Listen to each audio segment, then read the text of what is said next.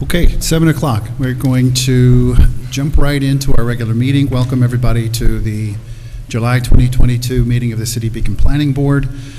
First order of business, any notes or comments or feedback on last month's meeting notes?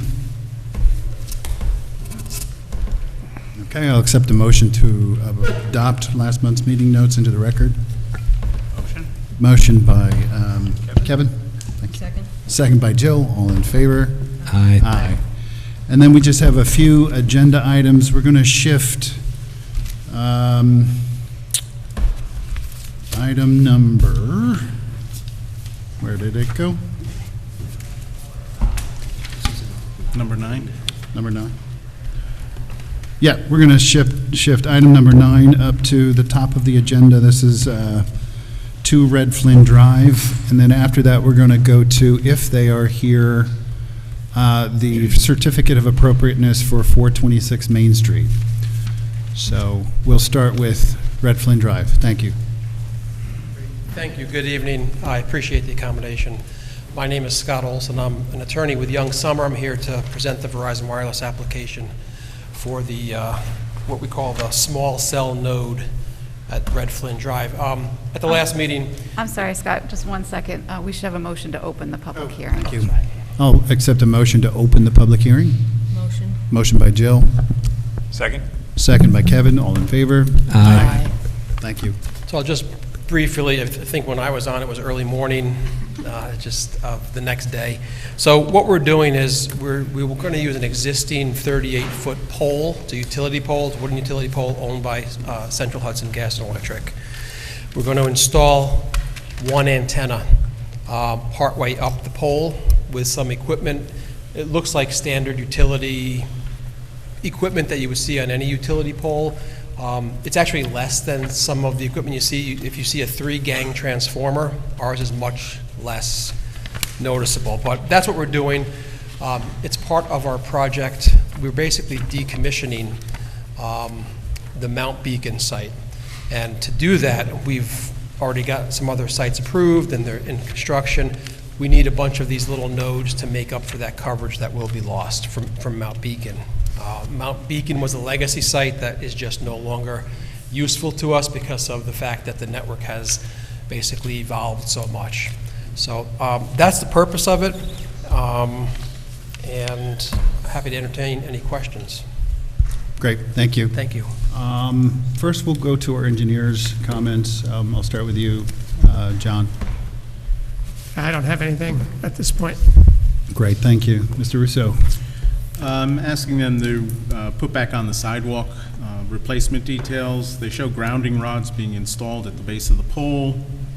The base of the pole is sidewalk, so I want to know how the sidewalk is going to be repaired when they do that. Any thoughts on that subject? Yeah, unfortunately, our engineer's on vacation, so I haven't been able to communicate with him. I looked at the plans. I see what you're talking about. I know we do have sections in the plans that talk about where the grounding rods will go. There's a note there that says it will be repaired, but we can certainly provide further detail if the board was going to entertain a motion and include that as a condition. We don't view that as a big deal. We will repair any damage to the sidewalk that we create. Yeah, they had it on the plans before and they took it off. So you're recommending specifics about how that repair How that will repair take is going to place. do. Yeah, I can speak construction to that details. a little bit. The reason why that was on there because the engineer had the pole being replaced, so when you do the replacement, actually dig up the sidewalk, we're actually attaching to the existing pole. So they won't be digging up the sidewalk, they're just boring a hole to put the ground rods in. So he'll get the details on that once he comes back on vacation, but we won't be digging up the sidewalk. Ah, okay. Yep. So your attachment methodology, though, what you just described, that's described in your application as well, right? The attachment, yes, yes, Yeah. yes. Okay. That makes sense to me. Yes, it just wasn't very clear on the details. It shows cables coming down, going out to grounding rods to either side. How are those grounding rods being put in? Okay. So a little more clarity in description on your submission for how those grounding rods will be installed. Correct. Okay. And then I would go so far as to say a note to say that no other disturbance or excavation or anything like The pole's that already been replaced. We're will be just attaching necessary. to the existing, correct. Okay, We can add that. yeah, great. Any questions or comments by the board?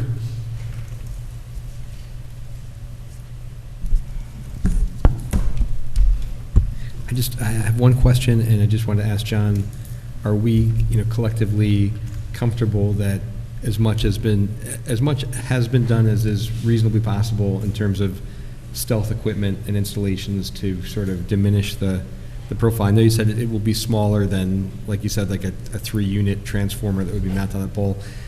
And the reason I'm just asking the question is because I know when people are on the train platform in the morning waiting for their train, they're looking across to the Hudson River, and so I think this is going to be pretty small and non-intrusive, but I feel like we have to just ask the question one more time, just considering the view shed that's behind it, right? Because this is a pole between the train platform and the river.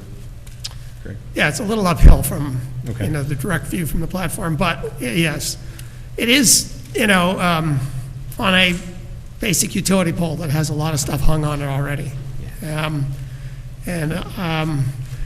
In terms of stealth, there wasn't much that we saw that they could do to hide it on an existing utility pole. It's not like they're putting up a new pole like they were up on a cross street, in which they could do more. This is pretty minimal considering. It's not up at the top, it's sort of down below the wire, so, I thought that it met the standards in the design guidelines. All right, thank you. Thanks, John. So I just had a question. You said it was going to replace a cell tower on Mount Beacon? Correct. On top of Mount Beacon? Correct. That site's been up, like I said, that was one of the early legacy sites where the goal was, and this was like 25, 30 years ago, when the network was in its infancy, they were putting up these large towers on mountaintops to try to boom the signal as far as they could while they were using an analog signal. So analog signals worked well from the mountaintops, but now as we get network densification, many more people using the system, a digital network, which is significantly less powerful than analog, we have to come down from the mountaintop. So this is not the only place that we're doing this at. And is that going to affect wireless reception at all around town? No, and that's why we're doing this. We need to make sure we're not turning Mount Beacon off until we have adequate replacements. We don't. That's a big no-no in this industry. Do not take the people's service away. Actually, it might enjoy the peace and quiet for a day or two. I can't disagree with you, but I think people would have a nervous breakdown. So then what eventually will happen to the tower on Mount Beacon? Is that being removed? We're not the only carrier up there, I see. and we don't own the tower, actually. I see. So as long as there are folks up there utilizing it, it'll remain. Yeah, but would you be taking your equipment off, your old equipment We off? will. You are. The antennas will come down, we'll take away our shelter, because that's in all of our lease agreements, to remove the equipment when we're done. Okay, thank you. You're welcome. The equipment that's in the shroud on the pole, I apologize, I wasn't here last month, so this might be going over ground that you've already discussed, but is there any possibility of having that either underground or in some kind of structure at grade where it could be hidden? You know what, Nico, you're probably better equipped. Could you repeat that question, please? There's a shroud with equipment on the pole underneath the antenna. Is it possible to have that equipment either underground in a vault or in, some kind of hidden structure on the ground? Probably wouldn't be safe on the ground. There's definitely nothing, there's no vault to put it in, but it basically houses the radios that talk to the antenna, and it's the concealment is more for aesthetic guidelines. So there's no wires hanging off. You see a lot of that. Verizon has done a good job of making the design very clean. So all you see is the antenna and then a box, and then the meter bank. So all the equipment is in that, just so it's away from the public. Nobody can touch any of the wires connecting it, but as far as underground, that would be, I would say, not safe, just for the public walking around being able to get into that vault. That's why it's that high up. And you said that it's going to, if I understood correctly, that the tower on top of the mountain was more powerful, but you need greater density down lower? Well, kind of. I mean, as of 2007, I believe it was, the FCC required us to stop using analog. So we converted over to digital. So that's, when it was originally developed, it was an analog, more powerful site, but it has then since been switched to digital. But your point is correct in that there's so many people that utilize the services down off of the mountain. That's where these nodes need to be now. In the old days when those towers were used, pretty much they were just, people were using their cell phones. Now they're using cell phones, they're using laptops, they're using, their iPads, and people don't have just one device, and that's what's creating the need to get closer to the public to provide the service. Does that mean that you'll be installing more of these towers around town? I don't believe we have any more planned right now. There might be another facility in Beacon that's being worked on. And you're not working on it, I don't think. But it's not, but there might be one or two more in the very near future. And is this related to 5G rollout at all? No, again, this is Separate. because we want to decommission the Mount Beacon site. It's related to replacing that. Okay. Thanks. Yep. Great, thanks. You're welcome. We'll go to the public. Anyone here would like to make comment on this application?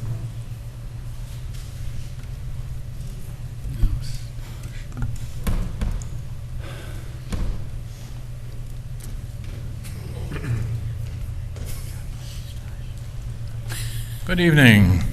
My name is Stash Jankowski. Need I say more? I like your Hopefully hat. this tinfoil hat will protect my brain. I tried to find Superman so I could use his coat, his cape, to protect the rest of my body.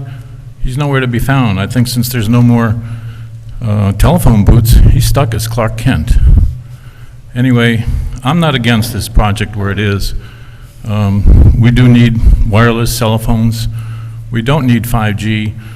We don't need to be able to download a movie in 10 seconds as opposed to a couple minutes. Who's going to be actually watching movies when they're on the move? So, keep 5G if you can out of town. And keep even these 4G. 4G stands for fourth generation. Keep these facilities away from schools.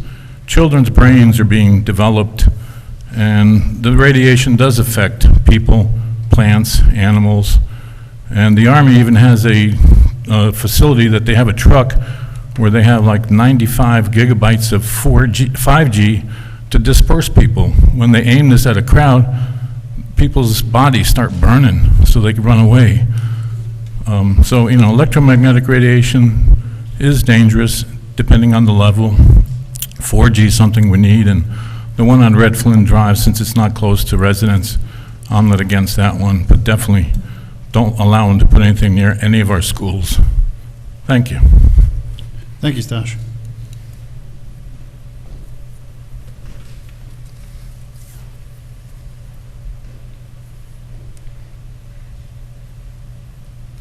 Anyone else?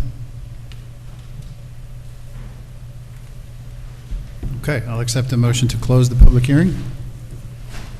Motion. Motion by Karen. Second. Second by Kevin. All in favor? Aye.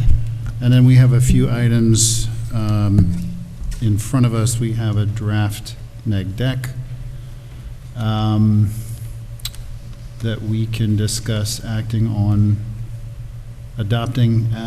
Any conversation around the board on that subject? I have a question. In the draft neg deck, under impact on aesthetic resources, we have a highlighted question Oh, here. that was a note to myself to check that. It has been checked. It and has the been. answer is no. Yeah. Great, thank you. Yeah. Board, any other thoughts, discussion on this draft neg deck? The guidelines that we worked on previously, is that applicable to this or just to the 5G network? Yes? The For any the small subject cell, list. guidelines, and Mr. Clark reviewed those guidelines, I believe, in relation to this application. Great. And in response to Len's question earlier about stealthing, I think Mr. Clark mentioned that we've done, everything that we can do with respect to those guidelines to stealth this project. Great. I have one last question for the Verizon representative, and that is could you just speak to one other thing, which is just the noise output from the device? And I asked this question specifically because I was visiting Pennsylvania recently, and it was staying in a neighborhood and walking my dog where I noticed a couple of really noisy pole-mounted small cell antenna installations, and I was kind of surprised by it. Especially, it was kind of noted to the point where I thought this would be a nuisance to folks living on the second floor nearby, the corner. So I just was curious, in your experience, have you run into any installations that have been unusually noisy? And I'm pretty sure we covered noise in our small cell guidelines. So I guess I would just like to hear reiterated a commitment that if that became an issue, it would be baffled or corrected if there was a...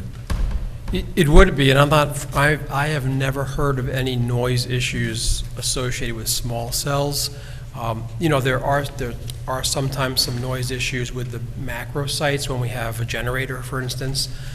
This site does not have a generator for backup power in any way, shape, or form. It's just electronic equipment, so I'm not sure what you experienced. Yeah, I actually took a cell phone video of it because it happened to coincide with the time that we were working on the small cell guidelines, and on the sidewalk level, it was a similar size pole-mounted antenna, and you could hear the hum of, I don't know, a fan, something buzzing loudly at street level. So I took a video of it, and you could hear it on the video. I could at some point I could show you. It was unusual. No, it is unusual, I think, because I haven't heard of it. It's good to hear that this is abnormal Yeah. and would not be expected, or if it was encountered, it would be repaired. It could have been that maybe some of the equipment was malfunctioning. That would be my guess, because I've never heard of that complaint. If it's Could it have been an operating, antenna or a transformer or a generator or some other piece of equipment? I could probably find I don't want to take up our time, but it's some, But- I could. but yeah, no. I could 100% abnormal. Okay, so that's the key thing, is just that if we ever ran into a situation with a complaint like that regarding a small cell We would pole-mounted address it. facility, it would be. taken care of. Absolutely. Thank you. You're welcome. Did it have a big red V on it?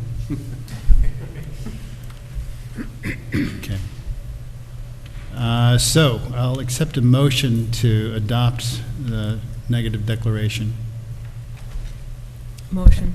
Motion by Jill, Second. second by Karen. All in favor? Aye. Aye. Great. And we also want to discuss, we have the LWRP consistency statement in front of us, and then we also have a draft resolution. So let's talk about the LWRP consistency statement. Any thoughts, comments, or questions on the LWRP? Anyone? I'll accept a motion to adopt. Motion. Motion by Len, Second. second by Jill. All in favor? Aye. Aye. And again, we do have from Jen's office the draft resolution to adopt site plan approval. Thoughts, questions, comments? Great, I'll accept a motion to adopt. Motion. Motion by Karen, Seconded. second by Len. All in favor? Aye. Aye. Thank you very much. Appreciate you accommodating us. Thank you. Okay, so again, at the top of the hour, I mentioned that slight agenda adjustment, and as well, we'll give, since our certificates of appropriateness usually get short shrift at 1 in the morning. If that individual is here with that application for 426 Main Street, the signage, we'll move that up to right now. Is that you? Come on up, please.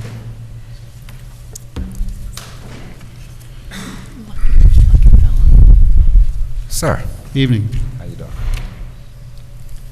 So, you have an application for a sign? Yes, do you have they sent you the materials for it, right, and the pictures? They Yes. told me that they It's would in do the that. agenda packet. It's a little scant on information. about Yeah, so if you could just size. briefly describe for us while we have a look at your... The sign is posted at 426 Main Street, and it was already approved by this committee, obviously. And the wording says Daniel Aubrey Real Estate. And we want to change just the letters. We understand it's a historical site, to Beacon Studio Apartments, which we acquired, and we are the owners of that property. So, I'm sorry, what you're saying is that this sign is already in place, It's the already- actual physical structure is Physical there. structure's in place. You're just changing from Daniel Aubrey to, Beacon Studio Apartments. okay, and what you've represented here in your submission, that's the font, if you will, Just and the the color that you're looking to install? Yeah, right.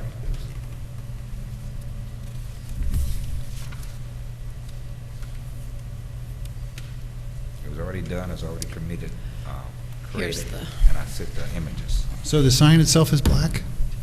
No, it's green. Green. It's a, yeah, You're dark gonna green. maintain the existing. It's green. So it's background? currently green, you're going to keep that background? Oh, there it is. Oh, good No, job.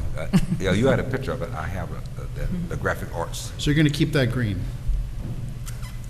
Well, no, it could be black. I think the background is black one. Yeah, okay, I see. So yeah, that's my question. It's currently green, you're changing it to black. Right. Got it. Right, With sort of a, yeah, orangish gold lettering. right, and then with the gold lettering. Yeah.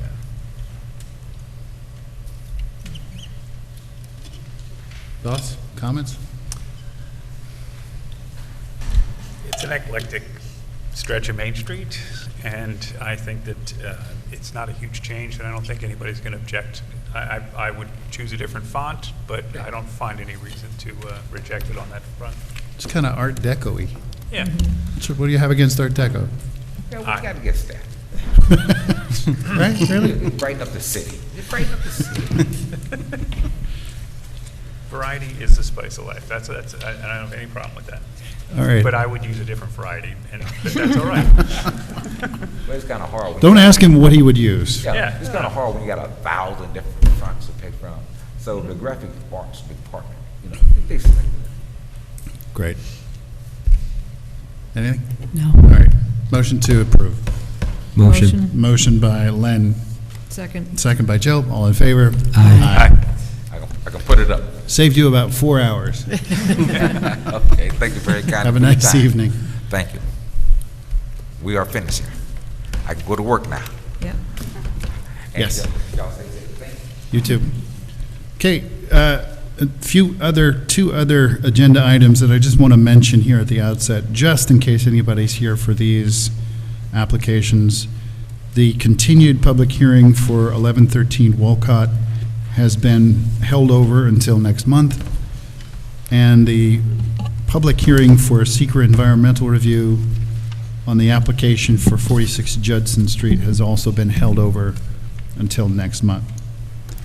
So that takes care of that administrative stuff. We'll move then to the next item on the agenda, which was our original number 1, and this is the continuation of our public hearing on applications for subdivision and site plan approval, Beacon Views Townhouses at Conklin Street. Is that applicant here? Yes.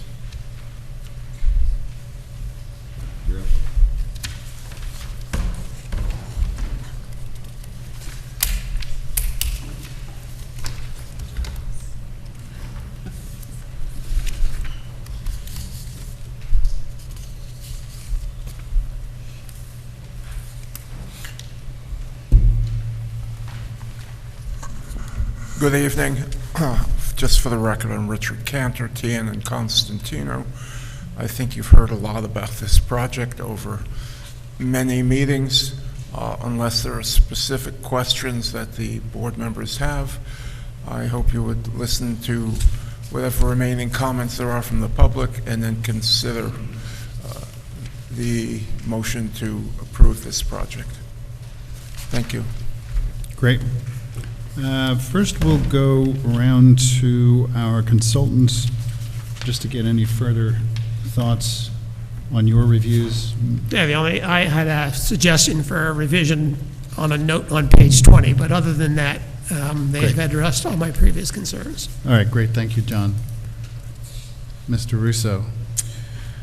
So the applicant will need to move forwards with the Department of Health. We're also asking for a stormwater maintenance agreement to be prepared and submitted for review. We do have concerns along the backs of the buildings of 14 through 37. There's a drainage swale located in the back of those lots, and it's partially on the fee simple lots. So we have concerns and would like to have some notes added that no fences could be put across the swales. You know, we got to make sure these swales are maintained properly so we have proper drainage. So we want to make sure there's no structures, regrading, fences put across them. And then we had some comments on the final subdivision plat. They've noted that they're going to provide a blanket easement for the utilities. I've had discussions with the applicant's consultants. I don't see how that's going to be feasible on all of it, as some of the water and sewer does run on the individual lots themselves. So they will need to provide individual easements across each lot where that may happen. The rest of it is some cleanup work that they need to do on the plans itself. So our engineer's comments, you're obviously aware of them. Any thoughts or questions? No, I believe the draft incorporates addressing those issues before any dirt goes flying, so we're fine. Dirt goes flying. I like that. Maybe I can think of a better. I usually hear hammers swinging, but I like that one. As far as the draft, is that correct, Jennifer? Yeah, just like all of your resolutions, prior to the chairman signing the subdivision plat and the site plan, all the comments, outstanding comments from Mr. Clark and Mr. Russo must be satisfied. Must be satisfied. Great. Okay. Any conversation around the board? Any other questions for the applicant or comments? Has agreement been reached with the neighbors as far as easements? Is that part of our process, or is that something that happens later on? So any required easements would need to be in place before we can final sign off.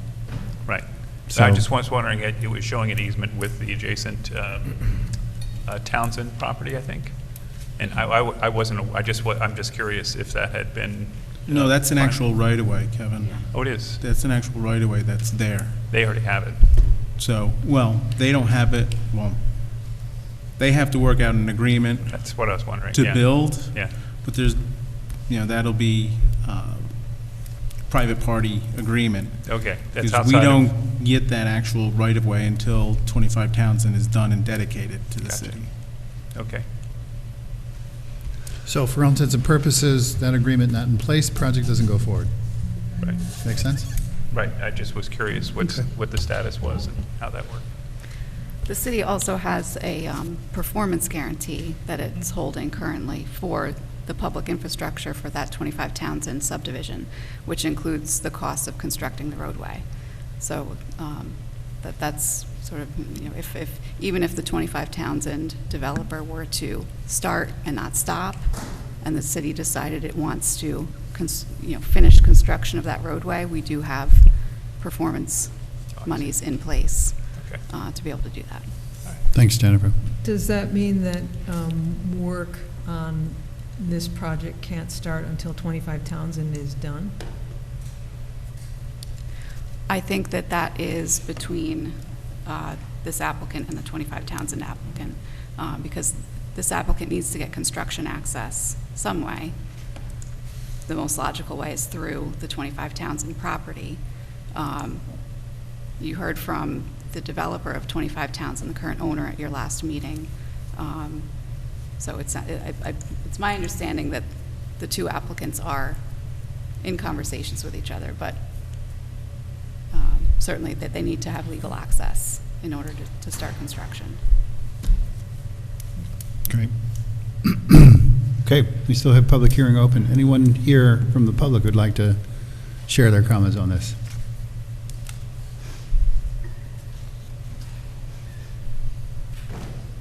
I thought so, Teresa. I know I spoke before. My name is Teresa Kraft. I don't believe these current plans fully mitigate the wetlands and the drainage runoff and should not be acceptable for subdivision approval. The wetlands and open spaces must be protected. Please wait till all of the plans are set into place. A new high-density cluster of townhouses will forever change the quality of life for the surrounding neighborhood with traffic and noise pollution. Oops, sorry. It's been a long day. As well as an impact of the quality of life for the wild animals that call this green space home. Please do not accept this applicant with a conditional approval. Thank you. Thank you. Anyone else? Great. I'll accept a motion to close the public hearing. Sorry. Did you have something? Yeah, I have a question, but I don't know if it has to come before the public hearing is done or not, but. Whenever you want. Just a quick question on the comment letter that was included in the packet, raising a safety concern regarding the stormwater structures. Is that at all custom? It's at the end of our packet. Hold on a second. I was just looking at the site plan. It says Highland Meadows comment letter, and the letter is essentially the proposed retention pond poses a safety risk to children who, I'm going to paraphrase, may be visiting family members at Highland Meadows and they're walking on the property. Highland Meadows understands that while this public safety issue alone is not sufficient grounds to deny the application, the risk and resulting liability is real and foreseeable. Risk can, however, be mitigated by requiring applicant to install fencing around the entire stormwater facility. And my question was just, is that customary for any of these types of facilities to have any access or safety measures, or? You get them both ways. You get them both ways. I mean, if there is a concern, we can ask the applicant if they'd be willing to install fencing around it. So this is a piece of private property, right? Yes. This is Highland Meadows property for which they provide an easement to the applicant to to convey stormwater. Yeah, so I would defer to John Russo, but I believe there are stormwater practices proposed in a couple different locations, both on the applicant's property and then also within the stormwater easement that the applicant has over the Highland Meadows property that is currently the subject of litigation. So, Mr. Cantor, maybe you can just clarify, that comment is referring to the ponds, which are those on the Highland Meadows property or on your property? It's on the Highland Meadows property. Okay, so yeah, just to make sure we're all on the same page. So it sounds like Highland Meadows is asking, can we have a fence or some other measure for safety to prevent, small children who may be visiting their families at our facility and they're walking on the driveways or on the grounds from being attracted to it.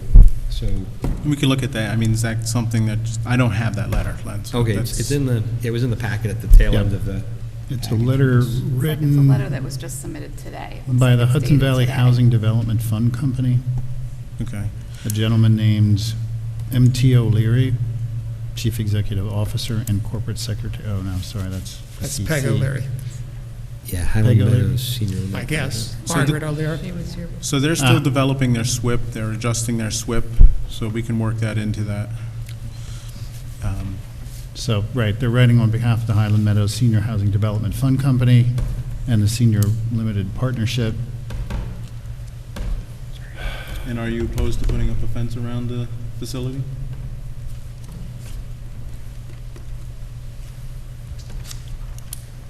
Hi, for the record, Greg Kamadelsky. If we, in conjunction with you, think safety, if there's a safety concern, we'd absolutely fence it off. So I think we'd have to look at it, see what the side slopes of the pond are, and, you know, in conjunction with you all, if we think there's a safety concern, sure. So we will take a look at that further, since that Yeah, I concern mean, has been raised.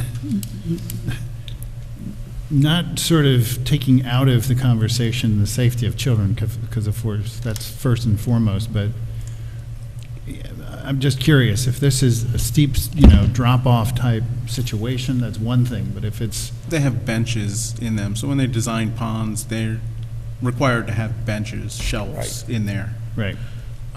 I Because of this concern. have an issue with this idea of, setting a precedent for putting up, for example, chain link fence around ponds, And that's why I asked, was it customary in that? or some other, right? It's like, this ultimately, You could see. in its end state, looks Actually, like a by way pond. of my experience, being in the business for close to 40 years, and I've built a lot of detention ponds in my day. Most of them are not fenced, they're open. And if you drive down the road and see ponds, detention ponds, most of them are not fenced. If it's a very steep and very deep pond, yes, then you would fence it off. So I'm not sure if the detention ponds that we've designed here fit that criteria. And actually, what percentage of the time is this actually holding water to any great degree? Let the engineer speak to that. This should be holding water all the time. Should be holding water all the time?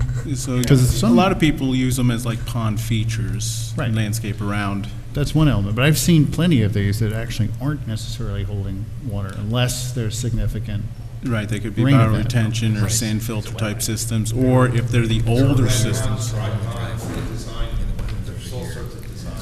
Right. Adam Thyberg, Insight Engineering, Surveying, Landscape Architecture. So typically you don't see fences around these, and they're specifically designed in a very prescribed way with particular slopes, and then we design them to the required volumes.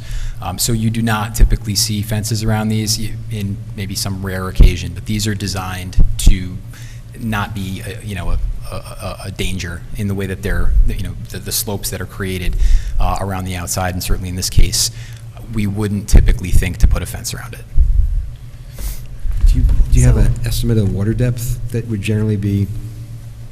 Yeah, I could take a look. I don't recall off the top of my head.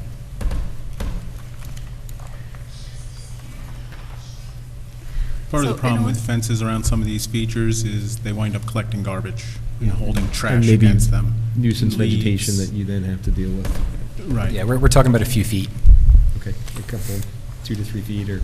You're usually typically holding about 4 foot of water, it depends upon the type of system. But that's DEC guidelines due to mosquitoes. So in order to allow the city engineer and the building department to look at this a little bit further, what we could do is put a condition in the resolution to say that in the event it's deemed necessary or warranted by the city engineer in consultation with the building department, the building inspector, then the applicant agrees to install perimeter fencing around the stormwater basin. That way, we have your agreement up front. We can look into it further to see And if that's it's fine. warranted Yeah. or necessary. That's fine. just no chain link fence. Would you want to see I like promise, no chain link. Thank you. sort of like a split that in rail there. fence? I'm sorry? Would you want to see like a split rail fence? I mean, something that's not going to detract from the visual environment. Right. Does it need to conform to like swimming pool fencing requirements, like Well- 4-inch spacing, that sort of thing? A lot I of don't times know. what it would be a split rail fence I've seen with more or less like a chicken wire attached to the backside of it. Right. So from a distance, you don't really see the chicken wire whatsoever. You just see a nice split rail fence. Yeah. Or horse fence. You could do Remember, that. this is near a wetland, a natural wetland. Right, you're trying to keep, obviously, kids safe, but you're trying to make sure you're maintaining an Although environment but the wetland for design. critters. Sort of adjacent to the applicant's property and further away from Highland It's Meadows not that driveway, far away right? from this. Yeah, okay. It's So, right next- again, I think the provision that Jennifer mentioned, should it be deemed necessary, Yeah. and the judgment of that will be, I was going to say Dave, right? So, as long as you're accepting of that, you've added that to the resolution, correct? Great. Any other thoughts? I'll accept a motion to adopt. Motion. Motion by Len, Second? second by Kevin. All in favor? Aye. Aye. Hold on a minute, John. Wait, hold on. You didn't happened? close the Did you public close the hearing. public hearing? I did. You did. I interrupted you. No, you Oh, interrupted. see, Len, I'm sorry. you got to do it all over So again. just real quick, I'll accept a motion to rescind the, rescind the last approval. Motion. Motion by Len. Second. Second by Jill. All in favor? Aye. Motion to close the public hearing. Motion. Motion by Len. Second. Second by Kevin. All in favor? Aye. Aye. Nay, You don't want to close the public hearing? Why? because I think that there's, people have made a lot of good points, and they probably want us to have more to say as things develop. We're about to adopt the resolution. I know. Okay. Does that so- keep the, does No, that? you're nay. I don't think everybody else voted yay, it's- right? it's- So we're it's by closed. majority, right? Okay.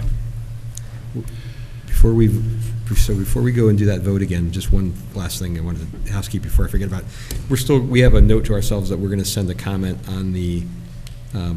public comment in on the wetlands mitigation issue. absolutely, yep. Okay. Yeah. Thank you. In fact, I asked, yeah, that's getting drafted within the next week. Okay. So we're back to voting on adopting the resolution. So I will accept a motion. Motion. Motion by Len. Second. Second by Karen.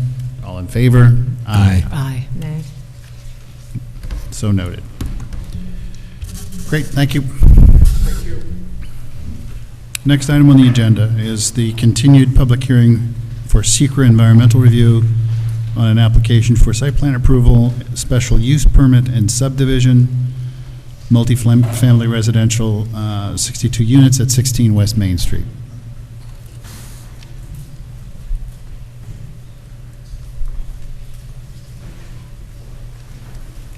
Hi, good evening, everyone. It's Steve Spina from JMC. We're the site engineer back again tonight. We made a submission back on the 28th to the board. I believe we addressed, again, pretty much all the comments we could. There's still some comments that we need to address in terms of some construction details. And we're working our way through a submission to the Dutchess County Health Department for water and sewer. So there's some information we need to provide both to them and to this board as well. We believe we've addressed the traffic comments. We know that there was a few minor comments sent back, kind of just following up on what we just submitted. And I think the planning comments as well essentially are addressed. So you know, we're going to keep working towards the remaining comments. We're working on our construction documents as we hope to move towards that phase. And, you know, we're hoping tonight to have the public hearing closed and, you know, have our seeker determination so we could move to the city council for the special permit. Great, thank you. Thank you. So we do have open public hearing on SECRA. This is just for the board, we do have a draft neg deck we can discuss if and when we get to it, as well as an LWRP consistency determination. And then our other step, as the applicant mentioned, is our referral to the city council. So we'll take it in order. Just real quick before we go to the public on secret public hearing, we'll just hear from our engineer and planner. Start with you, John. Yeah, just a reminder so the public knows what's going on. The applicant is proposing a number of spaces on the rear portion of the parcel, which is in the R1 7.5 residential district. So in order to get parking as a principal use on a residential lot, they have to go to the council, the city council, and get a special permit, which will involve another public hearing. So there'll be a lot of opportunities to speak on this, but that's the next step after it moves from the planning board. Thanks. So as Mr. Spina noted, they are preparing plans to go to the Department of Health. Originally, they did not need to go to the Department of Health for this. The city's heard back from the fire department. They've requested an additional hydrant be installed in the rear parking lot behind the building. So this will require the extension of the city's water system to provide a 6-inch line into the site to feed that. Therefore, they will be required to go to the Department of Health. Once they're going before them, the Department of Health will look at all connections from the site into the project. With that, you're going to need to prepare an engineer's report to go along with that. We are asking for a maintenance agreement be prepared for the stormwater facilities for the site. And then we are asking for a number of profiles be developed with regards to the revised utilities that are now being shown on the project site. And then we have some cleanup details that are needed on some of the other construction details. Thanks, John. Any issues or questions? No, it all seems straightforward. Great. Any questions for the applicant or other comments by the board? No. Okay, so we'll go back out to the public for any comments. This is specifically on SECRA.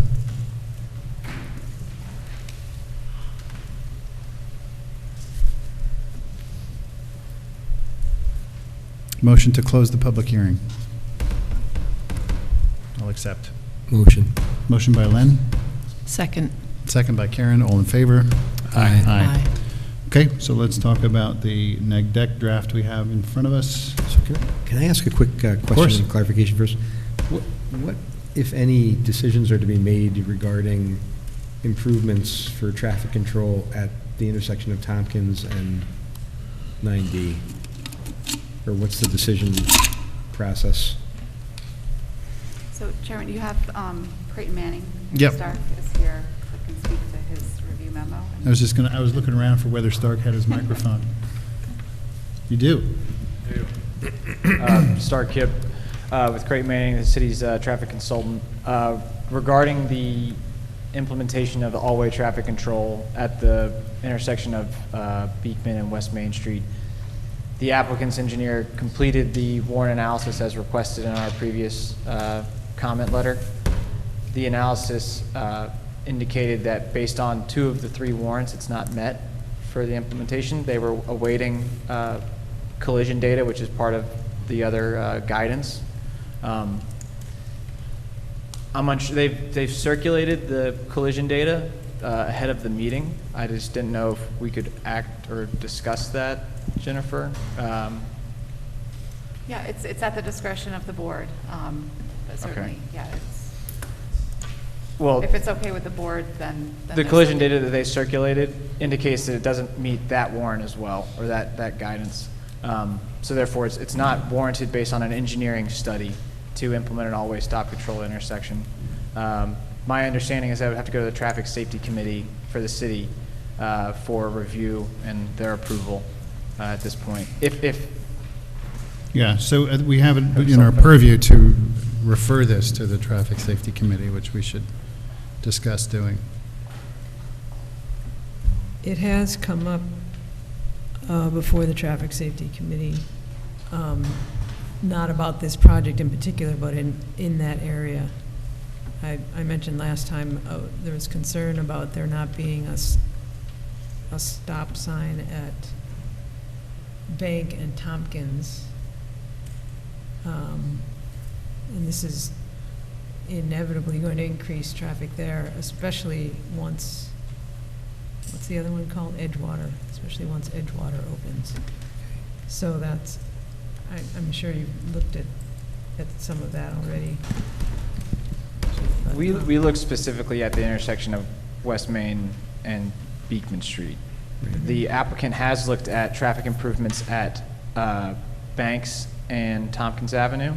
They are proposing to reconstruct the curb ramps there and repaint the crosswalk. And then at Tompkins and 9D, they are also looking to add a retroreflective band to the existing stop sign post to increase visibility at our recommendation to help increase pedestrian safety at the intersection.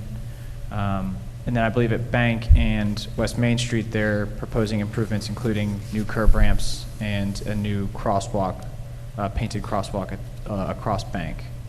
And Jill, are you done? I don't want to interrupt. I guess until further developments, yeah, I mean, I just personally kind of dread what's going to happen with Edgewater and this development. That's a combined 320-something units. That's a lot of cars. So, Star, you responded to my question about Main and Beekman, but what I was specifically asking about, and I'm not sure if I read the comments and document correctly, so I wanted to get some clarification, was, is there any further discretion for improvements to Tompkins and 9D? And I think if I recall what I read correctly, there were comments that, there's performance issues at this intersection, but it's not just because of this project, it's because of existing issues and a confluence of projects. But do we have any discretion as a board to make, recommendations to do more than what you've described? You were described, I think reflective strips on signs and some what seemed to be relatively modest enhancements.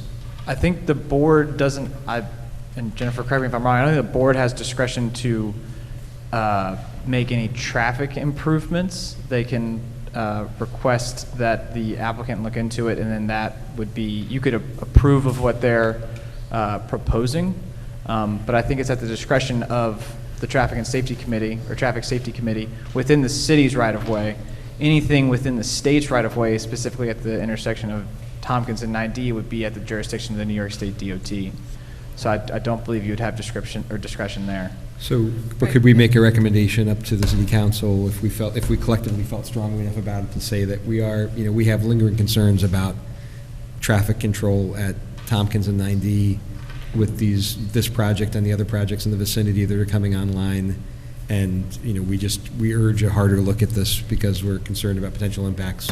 Yeah, I mean, what you did, for example, if I recall correctly with Edgewater, is you require the applicant at a certain stage in the project to monitor certain intersections to make sure that they're continuing to operate the way we anticipate they're going to operate. And if they're not, then I think you require the applicant there to contribute its quote-unquote fair share towards the ultimate implementation of a further necessary improvement. Right. We talked about this in detail Understanding that last month. It isn't just one development that's that's causing. So do we need to scales roll tip, this but it's a project into that collection of agreement? Or? We had talked about rolling this and holding the same standards to this project with Edgewater. All right, thanks for reminding me. Yeah. And so specifically, as it relates to the negative declaration,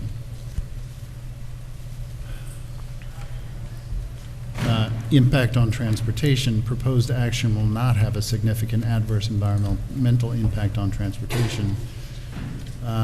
This part of this draft goes so far as to say, the TIS concludes and the planning board's traffic consultant concurred that similar levels of service and delays will be experienced at the area and intersections under the future no-build and build conditions. The applicant proposes to install in those items that Stark just mentioned, the retroflective signpost strip within the existing stop sign posts for eastbound traffic and restripe. So it goes on to describe those mitigation or improvements that the applicant has as a part of their application, right? And then this draft goes on to say, related to transportation, the project also proposes improved pedestrian access to and from the project with upgraded pedestrian facilities at the intersection of West Main and Bank, and the replacement of the sidewalk. The summary there then is, for these reasons, the proposed action will not have an adverse impact on transportation. Right, so that's based on, at the moment based on what we understand, right? And so again, the lever is what you just described in terms of monitoring. right, so I think if everything goes as planned, if everything in actuality plays out the way everything has been modeled, and the way that the experts understand it to play out, then there will be no significant adverse environmental impacts. That doesn't mean that you can't require the applicant to monitor it at a certain point, just to, as a backstop, to make sure that that is correct, and if it's not, that there's a mechanism in place Right. for the applicant to. And again, we talked about that very specific solution. thing in detail last month, so I think right. it's something we all agreed So- that we would want to hold this applicant to. So if that's something that you want added to this document, we can certainly do that. To the draft on the, Yep, so you. to that's the fine. draft neg deck. Yep. We can add that. Let's please do. So it'd be added here, Jennifer, and to whatever The resolution. resolutions going forwards? Correct. Yeah, that's great. Yep. So we can do that, and you can, adopt this neg deck as amended to incorporate Right. that concept. Assuming that's all acceptable. Yes. Yeah, okay, so Yeah, that then sounds I great, thank will you. accept a motion to adopt this neg deck with that amendment just discussed. Motion. Motion by Jill, Seconded. second by Len. All in favor? Aye. Aye. We also have the LWRP consistency statement resolution. Any questions or thoughts on what we have in front of us as far as the LWRP consistency document? Questions, thoughts, comments? Great. Motion to accept. Motion. Motion by Karen. Second. Second by Jill. All in favor? Aye. Aye. And then we will do two things. I'll entertain a motion to refer the applicant to the city council for review of the special permit. Motion. Motion by Karen, Second. second by. Do you want to provide a recommendation? Normally, when you refer to the council, you consider a I was recommendation. trying to get away from that, John, but okay, since you mentioned it. What are, More work. what kind of recommendation? It Let's talk can be about as it. simple as positive, negative, or neutral, or if you want to provide actual comments, Right. substantive comments to the city Yeah. council, I'm sure they would appreciate that. but We it's do up to you. normally offer them even though they rarely take it into consideration, but I'll leave my editorial out of it. What are your thoughts, board? This is just to endorse the idea of a parking lot that satisfies the parking standards. That's across the property, but is well shielded behind all the Right. lots. It's on the interior of the lot. This is the one up the hill, No, right? No? yeah, it's just behind Oh, the yes. proposed building, Correct, yep. behind the building with the brewery and all that in it, behind there. It's a steep slope. And he has a draft easement agreement with the adjacent property owner to exchange land, the rights to use land. Yep. They get a little use of their property that's sort of encroached on this property, and they get a little corner so that they can get a wide enough driveway to get back to it. That agreement's in place? Yeah, we received an updated draft today, so we should be getting it signed very, very soon, and we'll submit that. You've prepared actual descriptions for those easements yet, or? So you mean the legal description with the meets and bounds? No. So we'll do that. We have the figure showing that, that we submitted, and then the legal, I call it, I guess, the instrument, Right. the wording, actual- but you want the There point. should be a description attached to that, Right, the of meets and bounds. Bearings and describe- distance, right. Yes, where So- all that lies. Okay, yeah, we'll prepare that. That's one of the things that That's one Beacon of the Todd comments. asked for. Yeah, that's one of the comments that I had. I saw that. Yeah, we'll definitely prepare that. Thank you. Thanks. Okay, so I will amend my motion, or request for motion. I'll accept a motion to refer this to the city council with a positive recommendation on that special permit piece. Any thoughts? Or anyone want to make that motion? I'll make that motion. Motion by Lynn. Second. Second by Kevin. All in favor? Aye. Aye. And then, as well, we have the opportunity, we just discussed, referring this specifically to the Traffic Safety Committee. I know they've discussed it before, but we can formally send the applicant over to them. So I'll accept the Yes. motion to do so. Motion by Karen, Second. second by Jill. All in favor? Aye. Aye. So Beekman is a local road, it's a city road, or city street. So the Traffic and Safety Committee has the authority to do it even if it doesn't meet or has the authority to make a recommendation to the council, even though it doesn't meet the state DOT type warrants. I think in this case, it's worded for speed attenuation. People come flying down that hill to try to make the station, and coming out of West Main Street is going to become increasingly difficult as these projects are built. And it's not going to get to the level of Service F, but it is going to be more and more weight, more and more activity that happens there. And for pedestrian crossing there, that's becoming more and more, now that they put the crosswalks in there, when the view went in, I think slowing traffic down and making people stop so that everybody gets eye contact before they continue makes a lot of sense. But I agree. It's used a lot to try to bypass Beekman and traffic to the train, but I can attest to the fact that it doesn't save you any time. I've tried it a couple times. It doesn't work in any way. But I agree with you in terms of calming, slowing. Yeah. Yep. Anything else? Just so on the procedure, thank you for the referrals. So we'll go to those boards, and then obviously we come back here. Should we still come back here concurrently? No, you typically, once you're done with the city council and if you have your special permit, that's your sort of That's your admission ticket. ticket back. Okay, to the so we're planning not board. coming here You'll come until back, then. Okay, Give just- the planning board an update, and then they'll determine whether Sure. it's time to schedule. Yeah, we'll provide John and Stark with, we did a hydrant flow test on Monday. It went great. We'll provide that data. So Yeah, we're gonna- continue to work. Right, the we're going to items that- respond to those yes. comments. Yeah. Yeah, so even though we won't be here. Yeah, we'll check your ticket at the door So, next all time right. when you're ready. Thank you, everybody. Thank you. Have a good night. You too. Okay, so we'll move on to the next agenda item. This is continued public hearing for site plan approval, indoor and outdoor event space for Hannah Lane.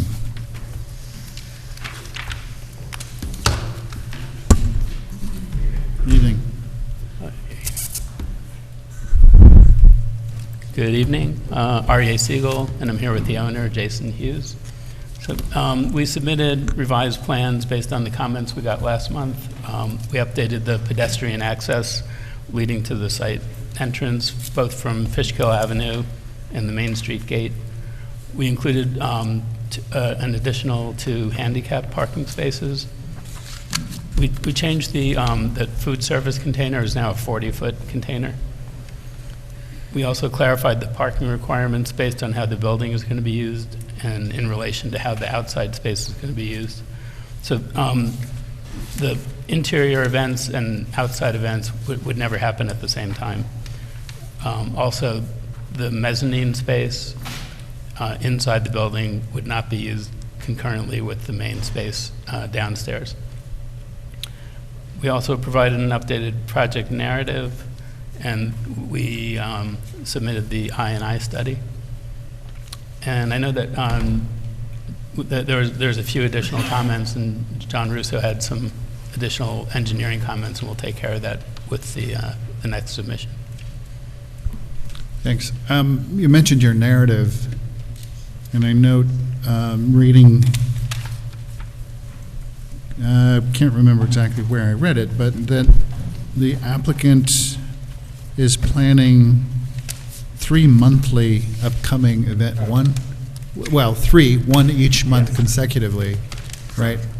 And that those specific events are intended to shut down, stop, quiet down at 9, right? Correct. I'm curious, is that sort of a standard procedure for you, or is it just because of the nature of these specific events? Well, I think that there are a couple of issues involved. There are a couple of issues involved here. For one thing, until we have, all of the required parking lot lighting, for a summer thing, ending at dusk is significantly better than much later. But also, yes, a lot of it is in direct response to our neighbors who express concern. We are paying attention to that. We are making some plans for some mitigations and some modifications that will hopefully dampen a lot of that for them. And if that is the case, then in future years, we would like for our summer concerts, when we've got parking lot lighting, when we've got all of that, to potentially go as late as 10. And that's been our proposed time for, public events kind of throughout. But for this summer, no, we're deliberately ending earlier because of our neighbors' concerns. We want to be responsive to them. And, in the absence of the mitigations that we're proposing in our plans. For example, the food container was enlarged because at our last event that had noise, I walked around the neighborhood with a noise meter. And we have one spot where there are reflection issues off of our building. The PA was reflecting off of our building and back to Blackburn. And we can dampen that. We can block those reflections with a 40-foot container as opposed to a 20-foot container. So, there's some basic modifications like that are going to help us. Right. But until we have those, we feel more comfortable ending by 9. I appreciate that. But typically, latest 10? Yeah, oh, yes. I mean, for our public events, for anything that would, would require a noise permit, 10. Yeah. I think that, if we have a wedding there, is it possible that it would go later than 10? Yes, I would think so, but that's not a public, open to the public event with a lot of stuff. It's more of a controlled environment and quieter. So I'm just curious, I don't know the noise ordinance by heart, but is there any cutoff to noise producing as far as the noise ordinance goes? I'm sure that there is. I know there's decibel limitations that is based on like the receiving. Yep.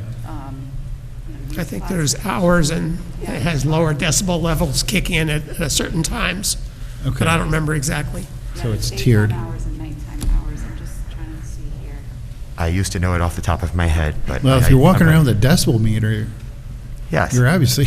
Oh no, I mean, yes, You're checking and stuff. actually, the code was changed because the Beacon Police weren't able to enforce the existing code because they didn't have the correct meters or the correct training to use those meters. And so they changed the code. But, but I have the correct equipment and training. So, so I'm paying attention to this, I assure you. Yeah, no, that's good. If our Well, neighbors that's show up noted. with pitchforks and torches, we're done. Yeah, so I'm just curious if. I'm sorry. Yeah, go ahead. Nighttime hours are 9 p.m. to 7 a.m. So daytime hours, 7 a.m. So 9 p.m. there's is the a cutoff. restricted or lower decibel level requirement from 9 p.m. to 7 a.m. The noise permit is the exception to that. And so even for the concerts coming up that end at 9 p.m., we have applied for and received a noise permit from the building department and police department. And your noise permit limits you to a time frame. Is that right? Yes, it does. Yeah, okay. It does. We applied for it in December, and part of what sent us here, we applied for the annual noise permit last December for 2022. And when Dave Buckley received the application, he said, it's time for you to get your special use permit. And basically he said he's got that on hold for us, and assuming we get approved by you and City Council, that we would have the annual noise permit in effect for the rest of this year. We could reapply for it for next year. Great. And that would permit us to go past 9, but it's not our goal to do a lot of this and to drive everyone crazy. I mean, I understand. Yeah, so no, what I just wanted to be clear about was that you're applying and receiving noise permits. The noise permit is tied to the noise ordinance. The noise ordinance has restrictions on decibel levels within certain timeframes. So those are the controls in place. Well, the noise permit exempts the restrictions of the ordinance. Oh. The noise Right, permit so allows you for- to make noise later Right, or if there are, louder. like private or public events that are anticipated will exceed the noise limitations for daytime hours or nighttime hours, there's a provision in the code that allows someone to receive a quote-unquote noise permit by submitting a noise permit application that allows that person to violate the noise I got you. ordinance Okay. for that specific And one event. of my staff has ongoing conversations with Dave Buckley and the Beacon Police about these permits. What's your target off-site decibel level, and what's the highest that you've measured while doing your neighborhood survey? Well, I'm looking forward to our upcoming concert so I can do more of that. At the property line, at the last loud thing, we were at 68 decibels. Across the street at the one area of noise reflection issue, we were at 66. Down the block, we were at 57. Around the corner, I walked by all of the neighbors who signed that last letter. I walked through that whole neighborhood. But you had your permit. Right, we absolutely had a permit. But I also wanted to know what we were doing. Yeah, no, I think that's... Even if it didn't matter, Consider it, yeah. But for reference, every car that drove by was at least as loud as our noise at the loudest spot. Right, but your And the noise motorcycle probably was constant. 83 dB, 81 dB. Yeah. Yeah, no, it sounds like you've taken a conscientious approach. I'm doing my very best.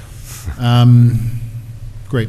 Any other comments, feedback by our planner Some and lingering engineer? comments that haven't been addressed in relation to the parking and Yeah. landscaping. The main question in relation to the noise is I suggested they look at the option of putting the performance area on the southwest corner rather than the northwest corner, so that if you wouldn't get this sort of bounce off the building back towards the neighbors to the south. If any reflective noise or any projected noise beyond the property line, it would go out into the Talax field or beyond that 52 in Memorial Park. So it wouldn't be affecting the direct neighbors. What do you consider about that? Since you don't have a permanent stage, can't you move the stage to an area that would project the noise away from the neighbors who have concerns rather than towards them? Well, there are a number, only considering audio, you're absolutely right. But with every other logistical concern, there are major concerns. I would need to take down that stand of trees there. They're too big and too intrusive into that area. There's a pad in part of it where we're planning to put our food service. We would have to refigure that. Well, you'd have to refigure that. There's no trees shown on the plans. Sure there are. Near the food area, which is where I'm suggesting that it might go. There are certainly trees there, and their branch width is wider than shown. At any rate, respectfully, as an industry professional who does staging and things like this, it's not really a viable option. I appreciate your input, and as as someone with a lot of experience with acoustics, I'm going to make sure that it's right for my neighbors, or we're not going to make loud sounds outside at night.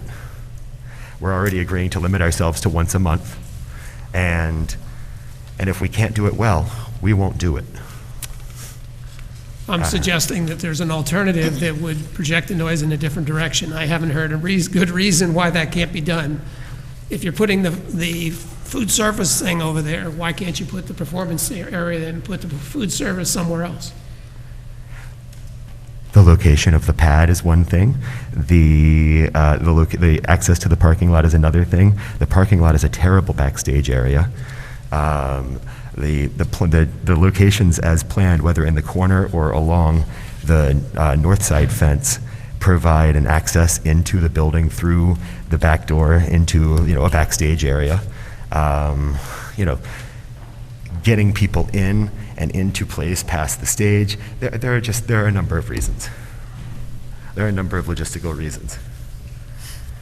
And as you said, it's a flexible stage. If we get to a point where we can't do it well as we plan to, we could find ourselves trying that. Those trees won't live forever. They're old. There could be a future where they come down. And I've already had to give them lots of fertilizer to keep them alive and to get rid of the mites. So they could come down at some point, and then that could be a great location for a stage. Right now, it's not. Anything else, John? There's no tree shown on the stage over in that corner of the property. I don't understand that. Are you saying like where the food service trailer is now? Is that what you're pointing? Yeah, that's what he's saying. Having it here, you're saying Yeah. put it here and let the sound go out towards Memorial Park and the east. I don't have any experience in staging events, so it's hard for me to argue when you say I don't want my backstage area to be my parking lot where I'm parking people. That does sound logistically reasonable to make that, to raise that concern. Because you say if you put the stage in this corner here where the food facilities, the food service is shown now, then your backstage becomes a wall facing Blackburn Avenue with like little or no space between it and the stage and the parking area. So how do you have roadies, bringing in, And servicing getting- the performers and, doing stuff, whatever you help, it seems, that does seem a little bit of a pain in the neck, but. And we could For find loading ourselves, and everything, it seems like it might be actually a good thing, but whereas the stage at the far corner, you're sort of backed into, at any rate, I'm throwing it out as a consideration. It seems if noise is the primary concern here from the public comments, this would address the noise better than anything that I've heard so far.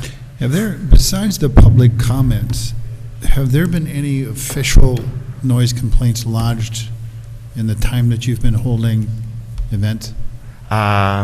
actually, I think probably in response to all of this, at the last event, right around the time that I was walking around measuring the sound levels and finding them to be within the limits, the police showed up and said they'd gotten a call from someone in the neighborhood, and then they found out that we had a permit and they left. So there was one complaint on June 25th.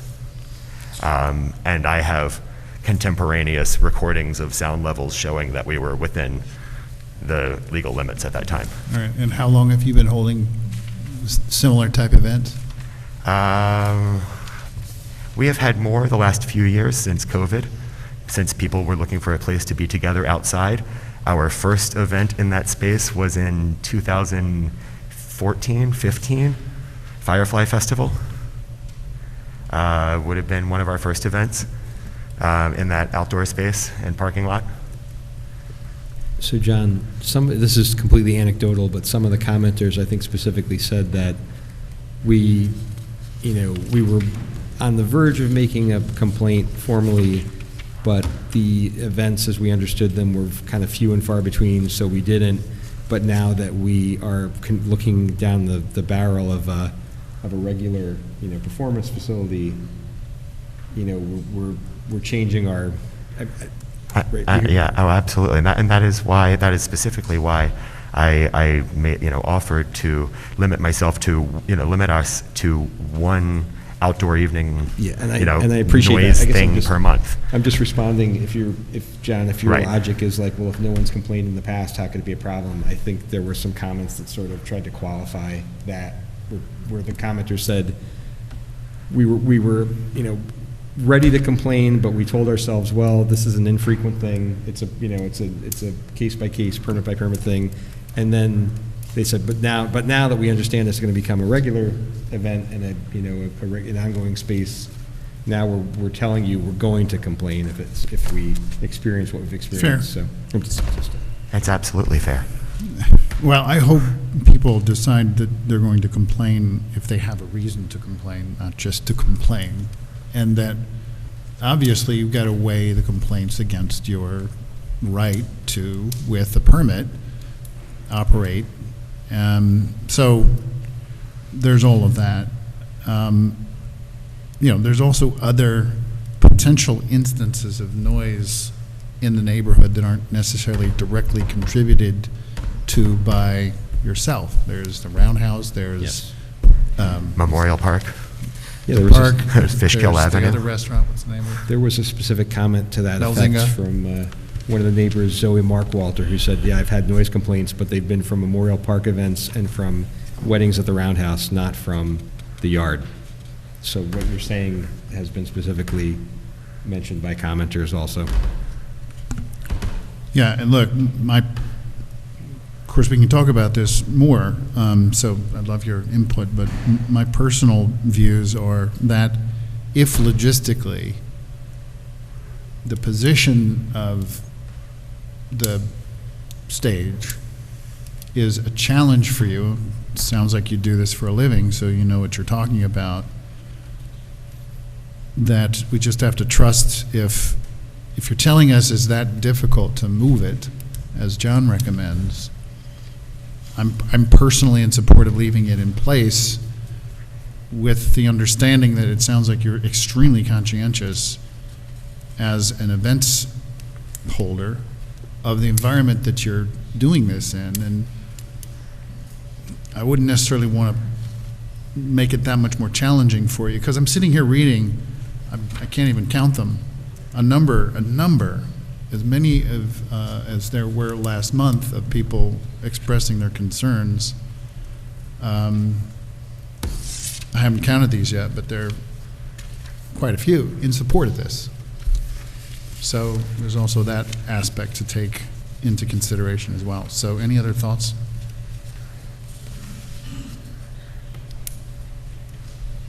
I mean, I don't think I could count this. It would take me all night. There's a whole list here of Yeah, but you in can support. be in support of the project and still say that it should be better planned to attenuate noise. I totally get that. I totally get I that. think that if you read that open letter with 55 signatures, you'll find that it calls for us to hold ourselves accountable to our community so that the space remains available as a community gathering place for the future.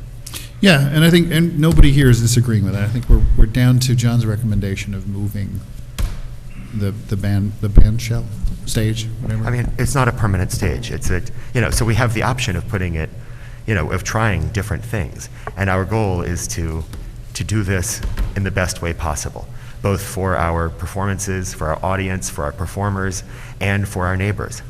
And all of these things need to be taken into account and will be taken into account.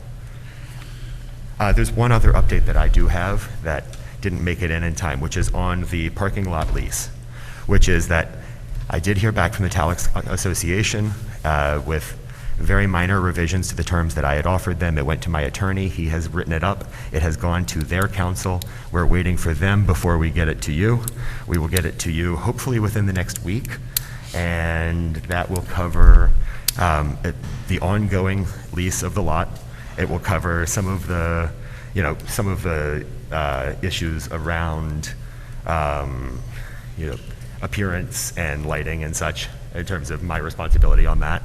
And it will cover a day rate for renting the lot. If we have a public event, a daytime festival kind of thing. Pride this year was a great example. That was a big event.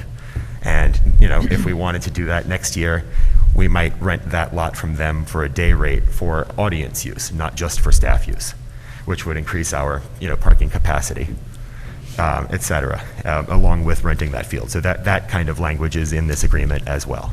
So we're covering all of our bases. We want to make sure you're happy with it, but I can't send it to you until I make sure they're okay with it. You'll get it as soon as I can.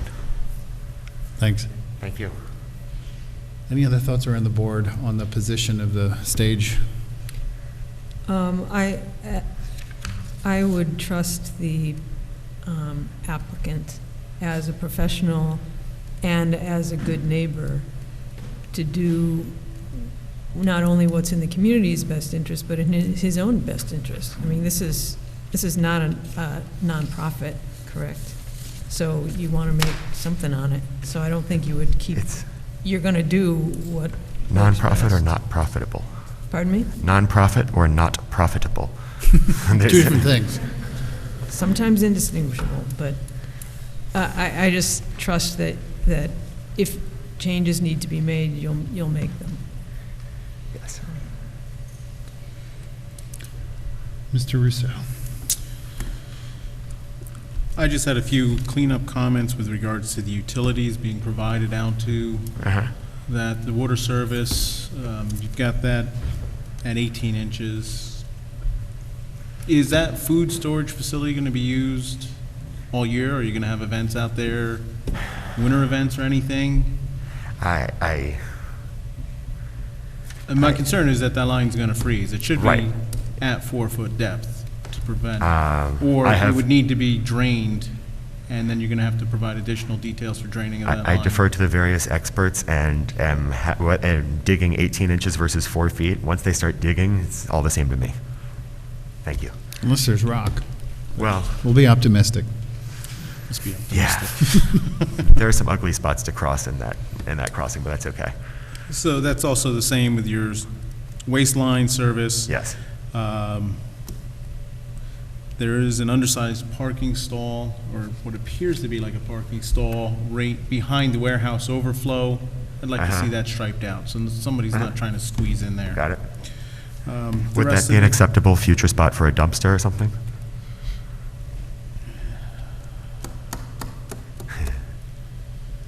If that's the case, it should go on the plans now, so. What was the question? And- No, if a actually- striped out Oh, parking, you wanna too small take parking that spot. that small spot out and mark it? as a- If it got striped out, if it would be an acceptable spot to place a dumpster in the future?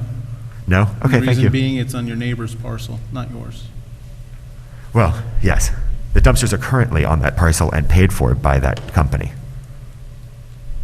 The dumpsters are currently on 12 Hannah Lane's property, and 12 Hannah Lane, the LLC that owns it, which is me, pays for it. I think we'd be looking for some sort of enclosure around the dumpsters Okay, also to occur. no problem. But if that's the case, Then let's skip that for now. okay. We'll skip that. Thank you. I'm not following. Oh. He wants to know if he can put refuge containers there. And Oh, so he basically, just it's on the basically- neighbor's he just parcel. basically He's said, "I'm saying gonna it make it this is move." there It's now, okay, and I'm okay. saying, well, there should be enclosures around them then. So, but if it's going to remain, it should be a part of the, It should be, there should be an agreement in place, even though it's the same principal owner, it's still two separate lots. And there should So be- who- The easements, the easements all exist. Who pays For for the dumpster? Oh, no, not for the dumpster. Who pays for the dumpster? The building that the dumpster, that the property of the dumpster, that it's on. The dumpster is on the property. So the dumpster doesn't belong to you? It doesn't belong to me standing here as EJC3 LLC. It belongs to me over here as EJC2 LLC. There's two LLCs. I own both, so, I mean, so yes, so the dumpster is in my name, but as a different LLC than the applicant here today, and it sits on a different parcel than is in front of you today. So my thoughts are, if it's servicing. Do you have agreement with whatever yourself? parcel it's servicing, that's the lot, it should be located. I try not to disagree with myself. It's located on a separate lot from the lot which it's servicing, there should be an agreement between the two LLCs to allow it to be on the separate. that was my question. Yes. Do you have an agreement with yourself for this to take place? Does he have to? I mean, these are It these was are an entities, awkward right? handshake. These are legal entities. There should be an agreement in place. LLCs, right. But he doesn't, you don't own that parcel, do you? I do. There's, Who's on first? he owns two LLCs. Yeah, no, Again, I own both. You own both the parcels under two different entities. Yes. I own all three of those parcels there, You just- 4, 12, and 16, Yes. each under a different LLC. So where are the dumpsters and, we're talking in the parking lot areas where I'm talking. Oh, in that parking lot over there, I do not own that. Oh, Oh, I'm sorry. I thought you were talking about one at on the other side of the container. No, I was. Oh, talking no about- problem. The striping is so gone there, that first spot will be a real spot, because there's no existing stripe. Like, you'd have to look really hard for it. Well, I think that was part of what John's comments were, is that you'd have to restripe that and No clean that problem. up. I just. We'll push the striping and we'll Because lose the last spot at the other comment I end. had was, show me where the actual edge of pavement is there. It's, Okay. one of the plans shows it, this plan doesn't show it. I know that that area is gonna be undersized. I wanna make sure nobody's trying to squeeze in there. Uh-huh. And it would lend itself to anybody coming or walking along Hannah Lane, they could walk through that area as a striped access aisle also. Got it. Is it fair to Thank say you. we want to see a dumpster enclosure No, on one of your properties that handles the waste products from I this think venue? the moving of the dumpsters was off the table. That was a misunderstanding on my part. Is that a commitment to do a dumpster enclosure? No. But you're telling me that the dumpsters are located in the parking lot now? The presently? dumpsters are located off of the grade, off of the pavement, onto the grade, off on the other side, adjacent to the shed shown next to 12 Hannah Lane. Off to the side by the existing shed? Nope. Right there. Yeah, it's over here. How does a truck get there? And it's been a battle with Royal Karting to have the proper placement where their drivers are willing to pick them up. Those are your dumpsters, though. They are not EJC3 LLC's Oh, for dumpsters. I'm sorry, that's just. So the those reality. But you put your trash in them? Those are dumpsters Yes. utilized by the property that this Yes. event will be held at. Correct. That's all we need to know. And does it currently have an enclosure? No.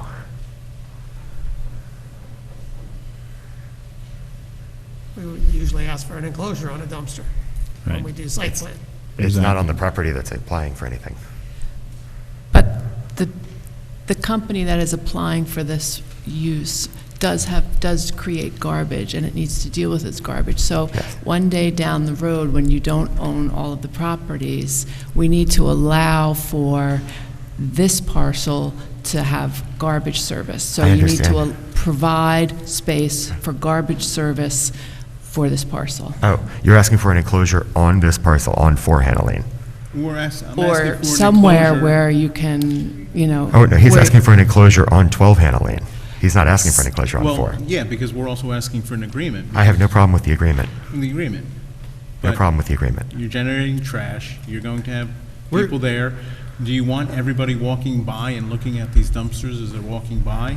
And the other intent of the enclosure would be to ensure that stuff is not blowing around from these dumpsters, especially after an event. Yeah, and again, even though, as you say, technically, that dumpster is not on the parcel that this application is, it's used by the events. Correct.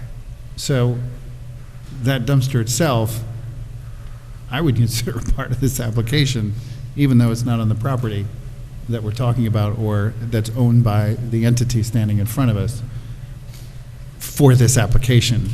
But this entity will have an agreement with that entity to put the trash in. Exactly.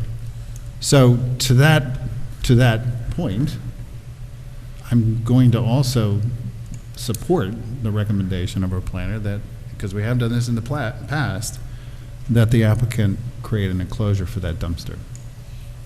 Any thoughts on the matter? I would agree. Okay. Any other comments, John? No. Thank you. And Jill, anyone else on the board, any more comments before we go to the, actually, I just want to hear from the rest of you, just in support or any other thoughts on this idea of the dumpster enclosure?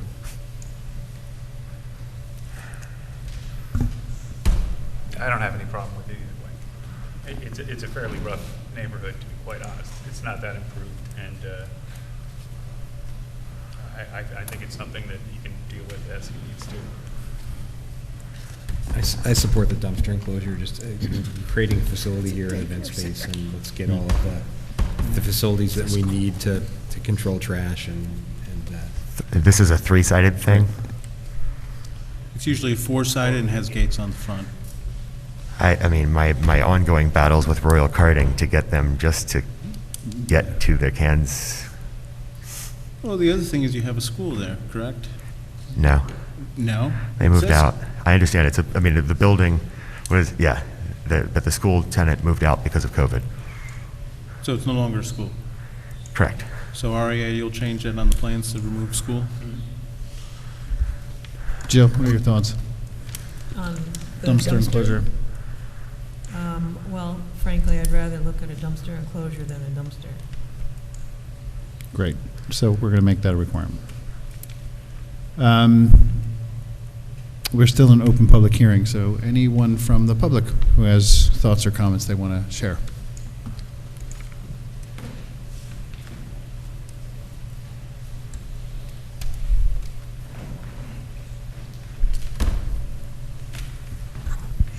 Teresa Kraft. There are many concerns about noise from this venue late in the early evenings for neighboring residents. But even if it's not nighttime or late in the day, it's still the constant loud sounds that start to rub on one's nerves. I don't even live that close, but I hear it on the other side of the creek. I could not imagine living on the surrounding streets. Just because there's no official reports of complaints on the docket does not mean there are no complaints made officially. Many people tend to keep things private. Please have compassion for our community residents. If and when you do grant this, because you will, make it mandatory that it meets the noise ordinance requirements and not an everyday or every weekend outdoor venue space. Thank you. Thank you. Anyone else? I'll accept a motion to close the public hearing. Motion. Motion by Jill. Second. Second by Karen. All in favor? Aye. Aye.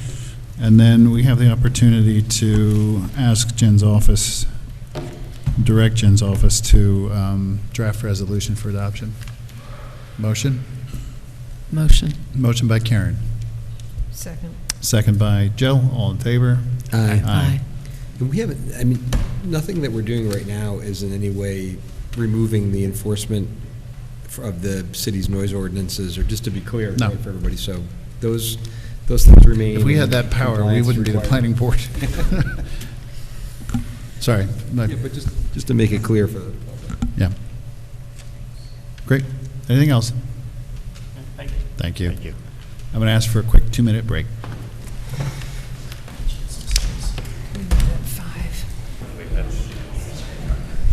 Okay. So, We will reconvene. Everybody ready? because they make the same amount of money. So, let's see.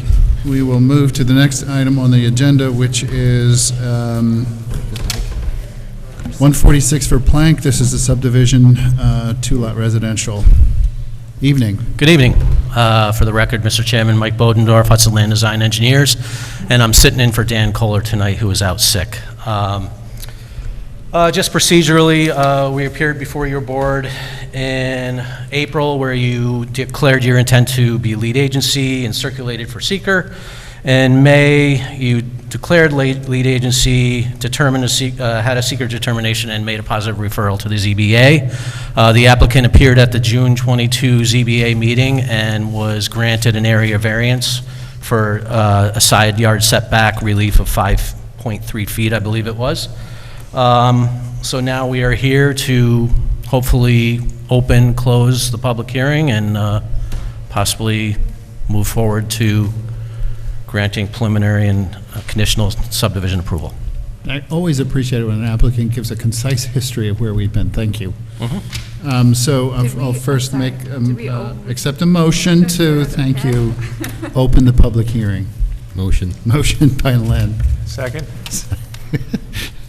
I'm getting there. Second by Kevin. All in favor? Aye.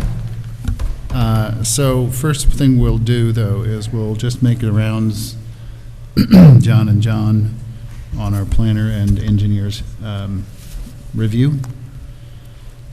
They addressed all my previous comments. That was easy. Mr. They've Russo. addressed all my previous comments also. Wow. Oh, you got all the green lights going for you. Your partner's good. Any other thoughts or questions or comments around the board? No comment. Great. We'll go to the public then. Anyone here to address this particular application? Where did Teresa go? Stash? Nothing? All right. I'll give it the requisite 30 seconds.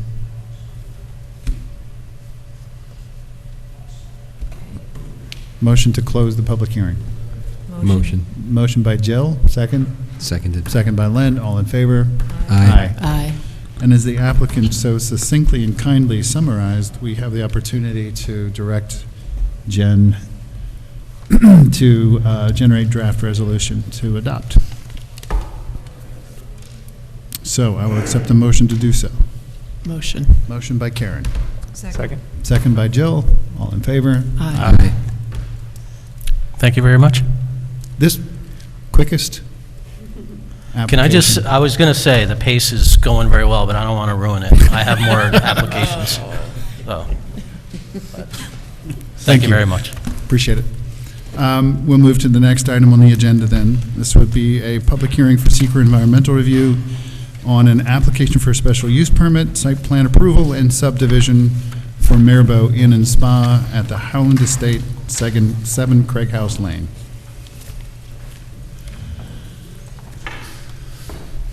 Good evening, Can Mr. you- Chairman. Can you make it as quick as the? Well, yeah. Evening, how are No, you? we have plenty of time. Yeah, thank you for having us. I'm Ed Kellogg, one of the partners with Maribou Beacon. And just a quick recap, we're here for the public hearing for seeker. And we also wanted to update you on our our site plan progress, but we had submitted back on March 29th the complete EAF with all of the supporting documentation. And And then since that time, we've continued to, I think we've had 3 more submittals since that time for all facets of the project. I just wanted to give a quick update on where we are with our master plan and our site plan. We can also, because it was late at the last meeting, if you'd like us to have our architect show you the building elevations again, we can do that. So if we can look at the site plan. There's one other thing too that we're not really clear, but we were going to be on the agenda for Architectural Review Committee this Friday, but it switched to next Friday. 'Cause Dave is at a workshop or something. Yep. But we just, we want to confirm that that referral was made to them. It wasn't, so we will do that tonight. Okay. But it's good that Dave's thinking about making sure that we get ARBs on the calendar. Yeah, good. So appreciate your Yeah, I reminder. guess Thank that's you. virtual, so we'll do that the 22nd, I believe, is what he's shooting for. Okay, great. Okay. I'll just accept a motion to open the secret public hearing. Motion. Motion by Karen. Second. Second by Jill. All in favor? Aye. Thank Aye.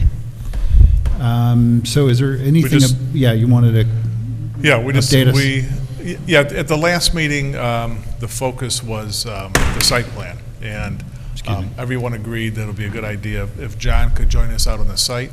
And we did that for a couple of hours, which was the basis for what we submitted a couple of weeks ago. I mean, we'll get to the master plan. The master plan really hasn't changed substantially. We still have for the future phases, we still have the recreation area, which is the old Tyranda School and the ponds adjacent to the Fishkill Creek. Going further up south and Grandview, we also have the subdivision parcel with 19 rental cottages. So that subdivision application was submitted last month as well. And then at the corner of Grandview and 9D, we have the farm. And the farm is meant to support, vegetables and herbs for the kitchen. So it's really kind of a passive use, but that'll be right in the corner. And then the main focus of this application, the site plan, the special use permit, is the resort. And the resort includes the full restoration of the Howland Mansion. We'll have 85 rooms total, probably 63 in the new Chateau wing, which is where the existing hospital wing is, that will be demolished. Another 7 in the grotto rooms, which are underneath the dining area, and then 5 in the mansion itself. Those will be larger suites on the 2nd and 3rd floors. And then we'll have 5 2-bedroom cottages which hug the existing Craig House Lane, which will become Mirbeau Lane. And that's on the far west side of the upper portion of the site. It's 65 acres, but there's, about a third of it is down 90 feet below the primary development area. So this is, again, this is the photograph showing the site. We can go right to the master plan. Maybe.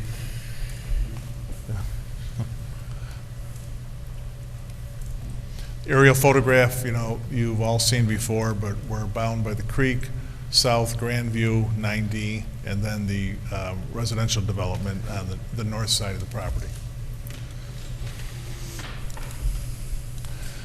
So the master plan, this was in May, and then we submitted again on the next plan. Again, it's substantially the same. We've kind of made those future cottages within that subdivision parcel a little bit more efficient layout, cleaned up some of the details on the farm. Nothing has really changed down at the Tyranda School, but again, the focus has been at the primary resort.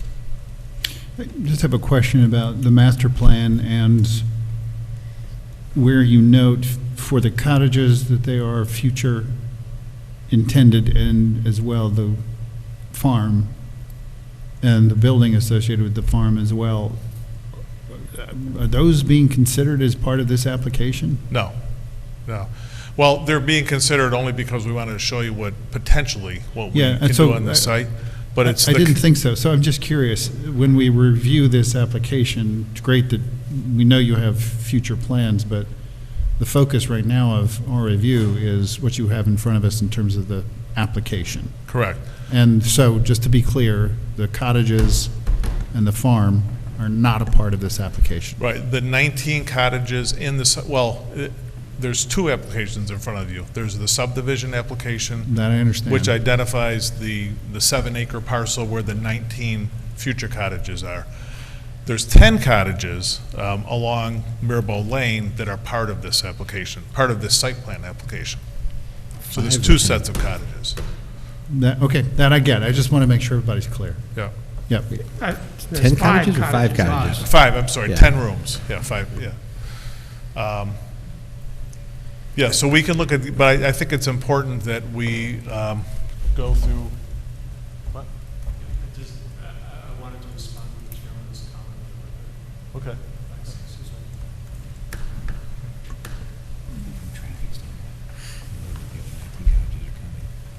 Yes, good evening, Chairman Daniel Lwrp for the applicant, members of the board. The information that was provided for the future areas was done for the SEQRA review. It was done in collaboration with your professionals who requested it. So we would have some modicum of information about those, so when they reviewed it under SEQRA, there would be an ability to assess future impacts. Yeah, no, I understand. And the issue was, you know, any issues about segmentation or any problem with, you know, splitting up the review. So that's why that information was provided. That's really helpful. And I just wanted to clarify that. And those are not before the board right now for approval. Got it. Thank you. Perfect. Thank you. Yeah, and we understand, you know, we're just staying focused on John Clark's comments regarding site plan and parking. We know we owe John Russo a great deal of responses, Creighton Manning some responses. So those comments have been rolling forward in the subsequent letters. So we will address those, but we just wanted to focus on the plan right now. Yeah, great. So we met with John on site a couple weeks ago, and you know, Henry can walk us through what our progress is. Bring up the next slide. Thank you. Henry Thomas, Principal and Landscape Architect with the LRC Group in Poughkeepsie. We'd like to really hone in on what I have distilled down as 5 general comments that we got out of previous presentations and conversations with John on site in terms of the site plan in the immediate area of the mansion and the hotel. And they were, and I'll just read through these quickly, preservation and enhancement of existing view sheds to the mansion from the street, reduction or elimination of parking in the foreground of those views, overall width of the entrance drive, particularly at the curb cut area, which again is a foreground of a view.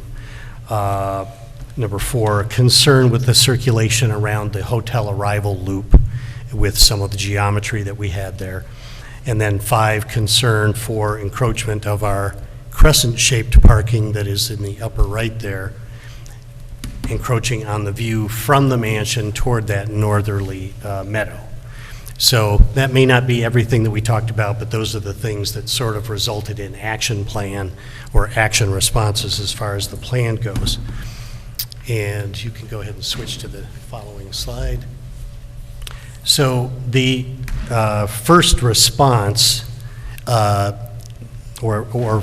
one of the things in terms of the response of the site plan is to mention that we, in addition to the views that are already there of the mansion from the street, there is also essentially a new or wider view being created by the location of the new entrance drive, which is north of the existing curb cut. In making that drive and that geometry, we are reducing some of the vegetation and earth that in fact hides the mansion from that location. As you go south, obviously, that view opens up. But number 1, it's just a reminder that that's a new view. Number 2 is that you can see now in the area between the entrance drive and that first bay of parking that we've removed a field or a section of parking in that area. And So that now opens up that foreground to be more lawn and landscape than parked cars.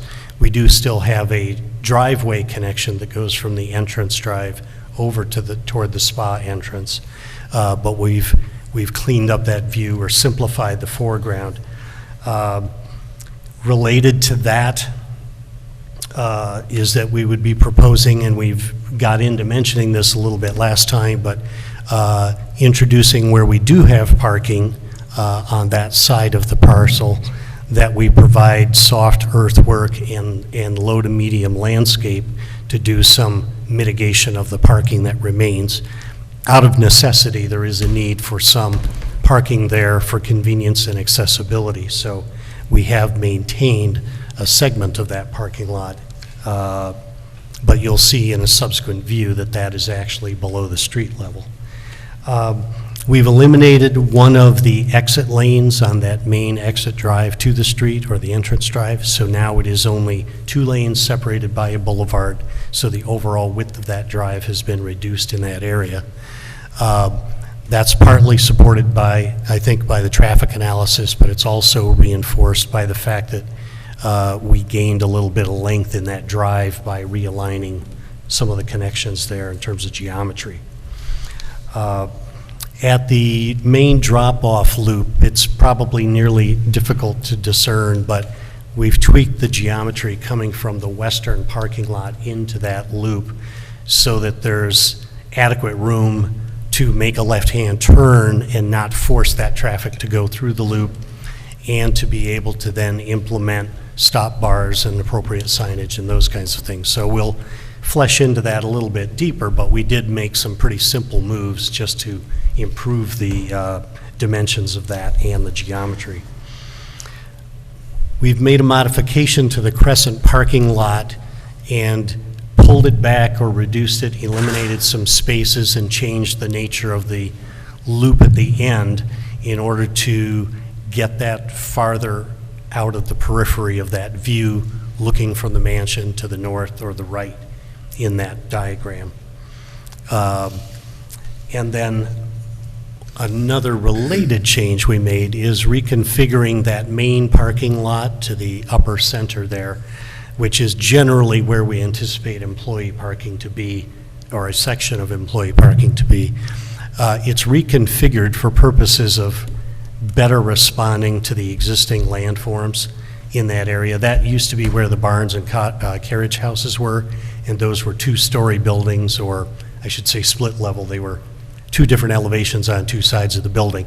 So we basically broke the parking apart so that we could have a lower and an upper area and not have to do fill in the lower part of that. It also allows us to come up with a site where the trash enclosure and trash pickup can be facing the wooded area rather than facing the hotel. It's on the downhill side, and it just helps disguise that a little bit better, even though it's enclosed. The net effect on parking is a reduction of 3 spaces by the time we did all that. I should actually circle back to my very first original comment with the parking that we removed in that front field. I failed to mention that we added and massaged additional parking going along the hotel. We added some parking on one side of the drive that we hadn't had parking before. It was just a single drive. So we've tried to maintain the number there at the entrance-related areas, just in terms of maintaining the distribution. And that's sort of the short story on the plan stuff that we've put forth. We think that was in response, appropriate response to the discussions we had on site about views, and we have more material that'll address that. So before we go to the renderings, if we go, if you see the lot with 32 on it, the black circle. Can you move to the mic? Yeah, we need you at the mic. Yeah, if you look at the small lot that has 32 on it, there aren't 32 in that one specific spot, but we go to the previous plan, and you'll see we eliminated the whole section of parking right there. And then, again, up to the Crescent, you'll see the Crescent has much longer parking fields with the loop that connects those. And then if you go to the current one, David, then you'll see it's truncated now.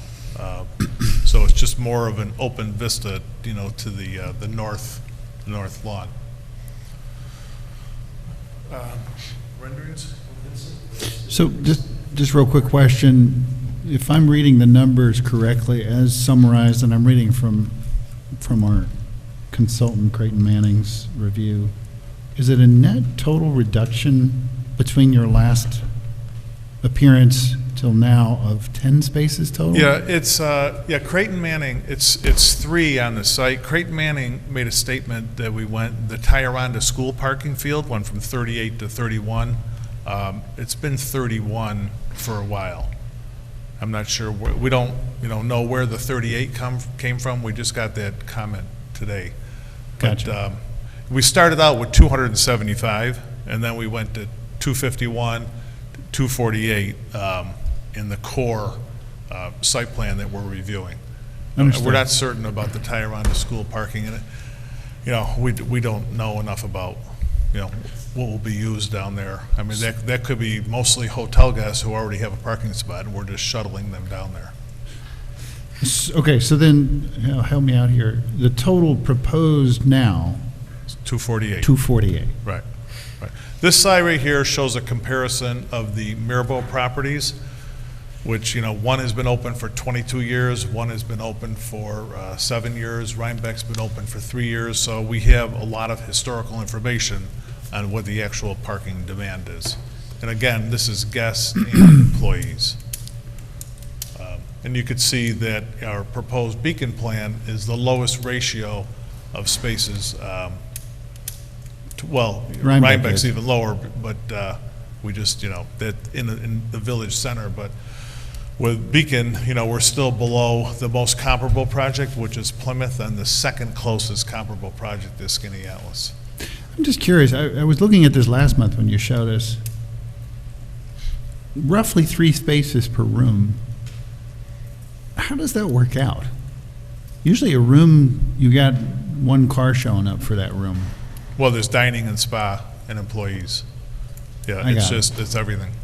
Because you can use this. Yeah, we're gonna have you know, 70 to 80 employees, and All right, a lot of so- times when the shifts are overlapping, there's 80 people on site that need a parking spot. I was just curious about that metric. Yeah. Because it ties it directly to the room, but I guess Yeah. that's an I industry. mean, there are a lot of room guests that, you know, use the spa and use dining, but there's a lot of, you know, outside guests as well. You know, Rhinebeck, we have 200 members, and those members are all local. So then, that gives you the 248. Right. So one of the observations that our engineer made, and this is one thing I also thought, is there any, because you are in excess of your required. Right, it's I understand why. 233 is required. Is there any consideration to land banking? We've talked about, we're not certain exactly, you know, we think we need 248 for demand. We know 233 is the parking ordinance, and we've exceeded that, but, you know, that's something that we can talk about. Yeah, I'm Okay. not certain which spaces we would do. I've done that before, you know.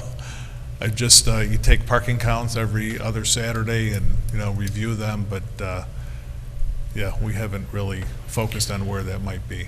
Yeah, it's a thought. I mean, you know, just in thinking about the amount of, I'm assuming most of this is impermeable, Yeah, most of it is, yeah.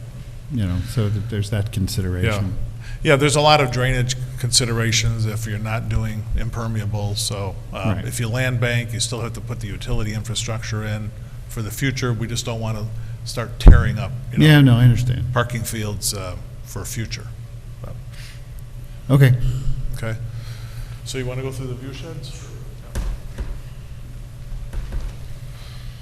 These are extracted out of the materials we submitted, so we've got some befores and afters in terms of before photographs and rendered afters. This is the, I'll call it a new view, and it's not new because we've presented it before, but it's new because it doesn't really exist. In this situation, you can see in the far distance the building in the center of the photo, and this is from our new curb cut entrance, so north of the existing. And if you'll switch to the next slide, David, now you can see that what happens on the right is that we eliminate some trees, we reduce some grades, the driveway bends out and into that area, and in a sense, it creates an expanded view or an additional view that doesn't exist. So immediately to your right, outside of this picture, is the cottage, more or less. And so for now, much of that view, if you flip back to existing again, you can see that some of that material, as sparse or as rough as some of those trees are, they do still obstruct the view, and there is a bit of a landform in there that we'd like to massage to open that up. So that's one substantial viewpoint that doesn't exist, but we hope is a benefit to everybody. So you're talking about taking down those trees, those existing trees? Correct. Not everything, but sort of the ones that are right in the middle there, yeah. Some of those are pretty sketchy when you get up and look at them very closely. They're old and aged and pretty rough. They haven't had a lot of maintenance, so we don't do that arbitrarily or willy-nilly, but the reality is some of them are pretty well spent. So the next view is one of the views that we discussed with John as being essential and important, and this is a view just south of the existing curb cut. You can see that existing drive sneak by you there and head toward the mansion.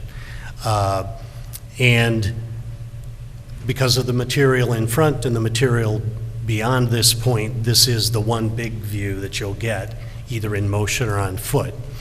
And so previously, our plans had proposed some parking behind landforms and such beyond this front yard, but now with the elimination of that lot, feel free, David, you can see that now the foreground is basically front yard, or yard, if you will, and then the island on the other side of that driveway, the white line that runs left and right, that's the drive that goes from the main entrance over toward the spa entrance.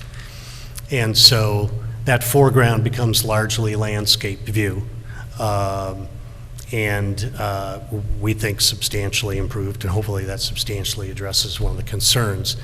The parking is around the corner and behind that existing plant material, and we would still intend to bring edge planting and a little earthwork along the parking that is around the corner to sort of mitigate any views that might be there of the cars.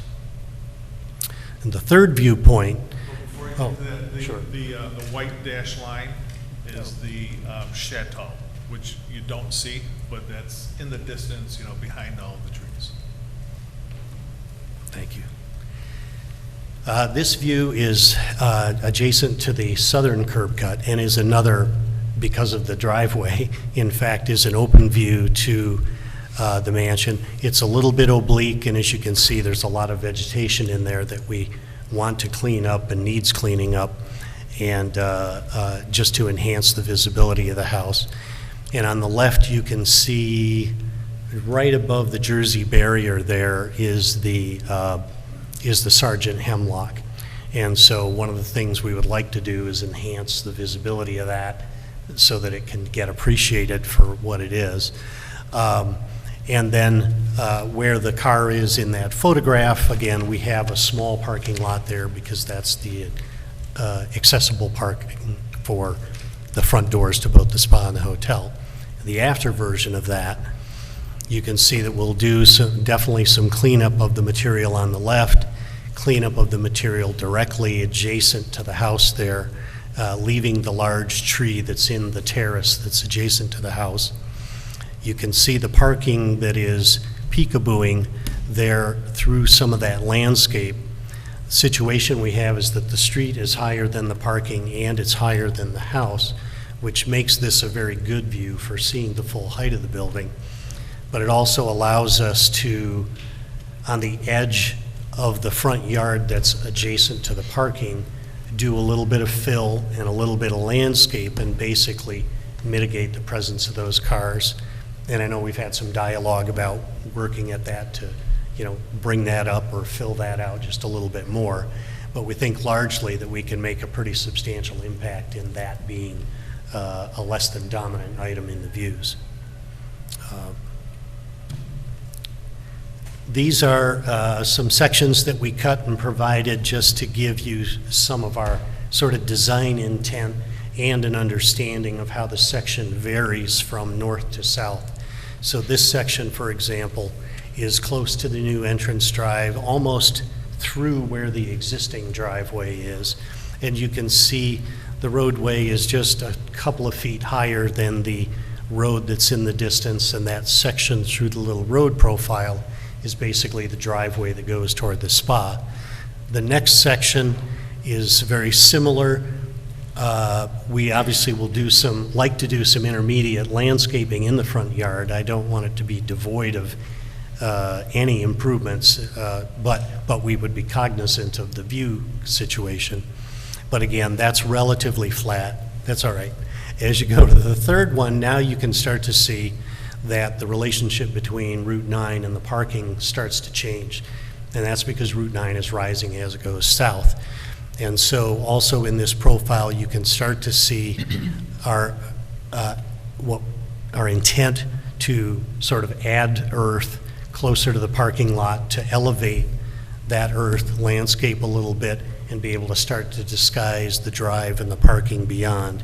If we go to the next page, you'll see what that means relative to the parking and why we think we can get you looking over cars rather than through cars in those locations. And these two sections are down at the south end for that last rendered view that we showed. So that, I believe, is the extent of our presentation material. Yeah, and one thing, if we can go back to the plan that shows the roadway adjacent to the building. And I think John Russo pointed this out. Yeah, all of our drive aisles are 24 feet, except for that single loaded parking that faces Route 9D, and we can open that up to 24 feet. And that was one, I think, part of it is 20 feet, part of it's 22. I think you pointed it out, right, John? It's, I did, yeah. Yeah. The code requires 24 for back out. Yeah, so we can do that. We'll just push towards 9D a little bit. You know, those little stub retaining walls might get a couple feet higher, but we identified all the trees that were important to save anyways, which is where the two fat bullnose islands are. But we'd love to hear from you. If you want to look at the architectural building for the purposes of the public hearing, we can. But we've submitted and discussed that before. But that's your choice. Yeah, I mean, this is secret public hearing at the moment. Right. If you want to share briefly where you're at with the building itself, that's fine. But maybe before that, since we hit on a number of things in your early presentation, let's just make the rounds with our engineers and planner, just in terms of making sure that we've got their observations and comments covered. Okay. And then, yeah, let's have a quick look at, after we do that, what you have as far as the building itself, and then we'll go to the public on the on the hearing. After hearing, of course, from my fellow board members, should they wish to offer some comment or have questions. So, with that, let's start with John. So I met out there at the site, and we looked over and tried to come up with some solutions. I would have preferred to have more of the parking move south, away from the front of the spa. But the slopes behind the buildings there are much more severe than I thought from the contours. It was pretty daunting. So I think the compromise that they've come up with is about as good as you can do. I still think that, in particular, view number 2 needs more mounding or more landscaping, because I don't want to see cars from the street. I want to see the building. And from view number one, it seems like you've done pretty much a good job of that. But view number two, it still shows a parking lot here on this visual. Last view. Yeah, this one. So, I think you can do more. Yeah. To make, because the road is rising there, you can cover up the parking with mounding or landscaping or a stone wall or whatever you want to do, and still see the mansion. You won't block the view of the mansion by raising the foreground.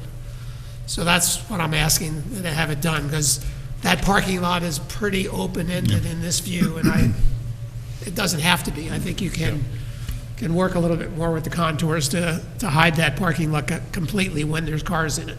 Yep. Yeah, we've discussed that. We can. Yeah. So when you say the road is rising, you mean, so it's this effect, right? This is Walcott, excuse me. Yeah, Walcott, it goes up a hill from where the entrance is by 4 or 5 feet. Right. And just that 4 or 5 feet makes a difference. You get a better view of the mansion, even if you raise the foreground up. So what you're saying is that as you go south, Yes. the landscape starts to drop off toward the property, therefore giving you a better view. The road over- rises, and the Right. parking, the area where the parking is are going to keep going down. Right. So it what's offers the your opportunity for pretty good screening without blocking the view of anything. right? So what you're recommending is further screening through berming, right? As opposed to more mature or dense foliage. I would prefer to see berming, not berms, but, Yeah. Contouring. Got it. Because landscaping comes and goes, and, Yeah. Thanks. Yeah. That's clear. but obviously landscaping in addition to the mounding would be the way to go, I think. Yep. Yeah. This property didn't have stone walls, so I didn't want to start introducing Right. walls. View And we- number and we two want- we is want mislocated color on also. this drawing, Yeah, the V is supposed to be swung. a little further Right. south. Right. So that has to be corrected, but It's correct on the rendering, but not on that detail. yes, yes.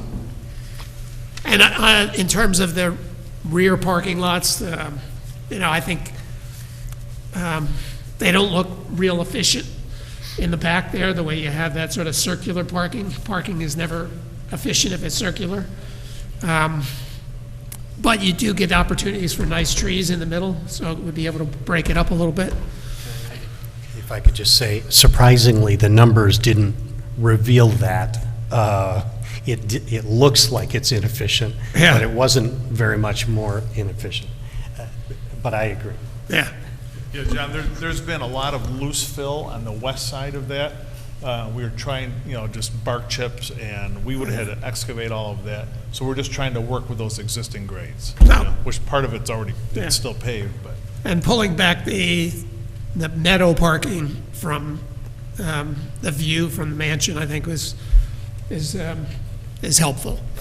So now when comes out the front door of the mansion, you'll see the meadow, you won't see a parking lot off to the left side.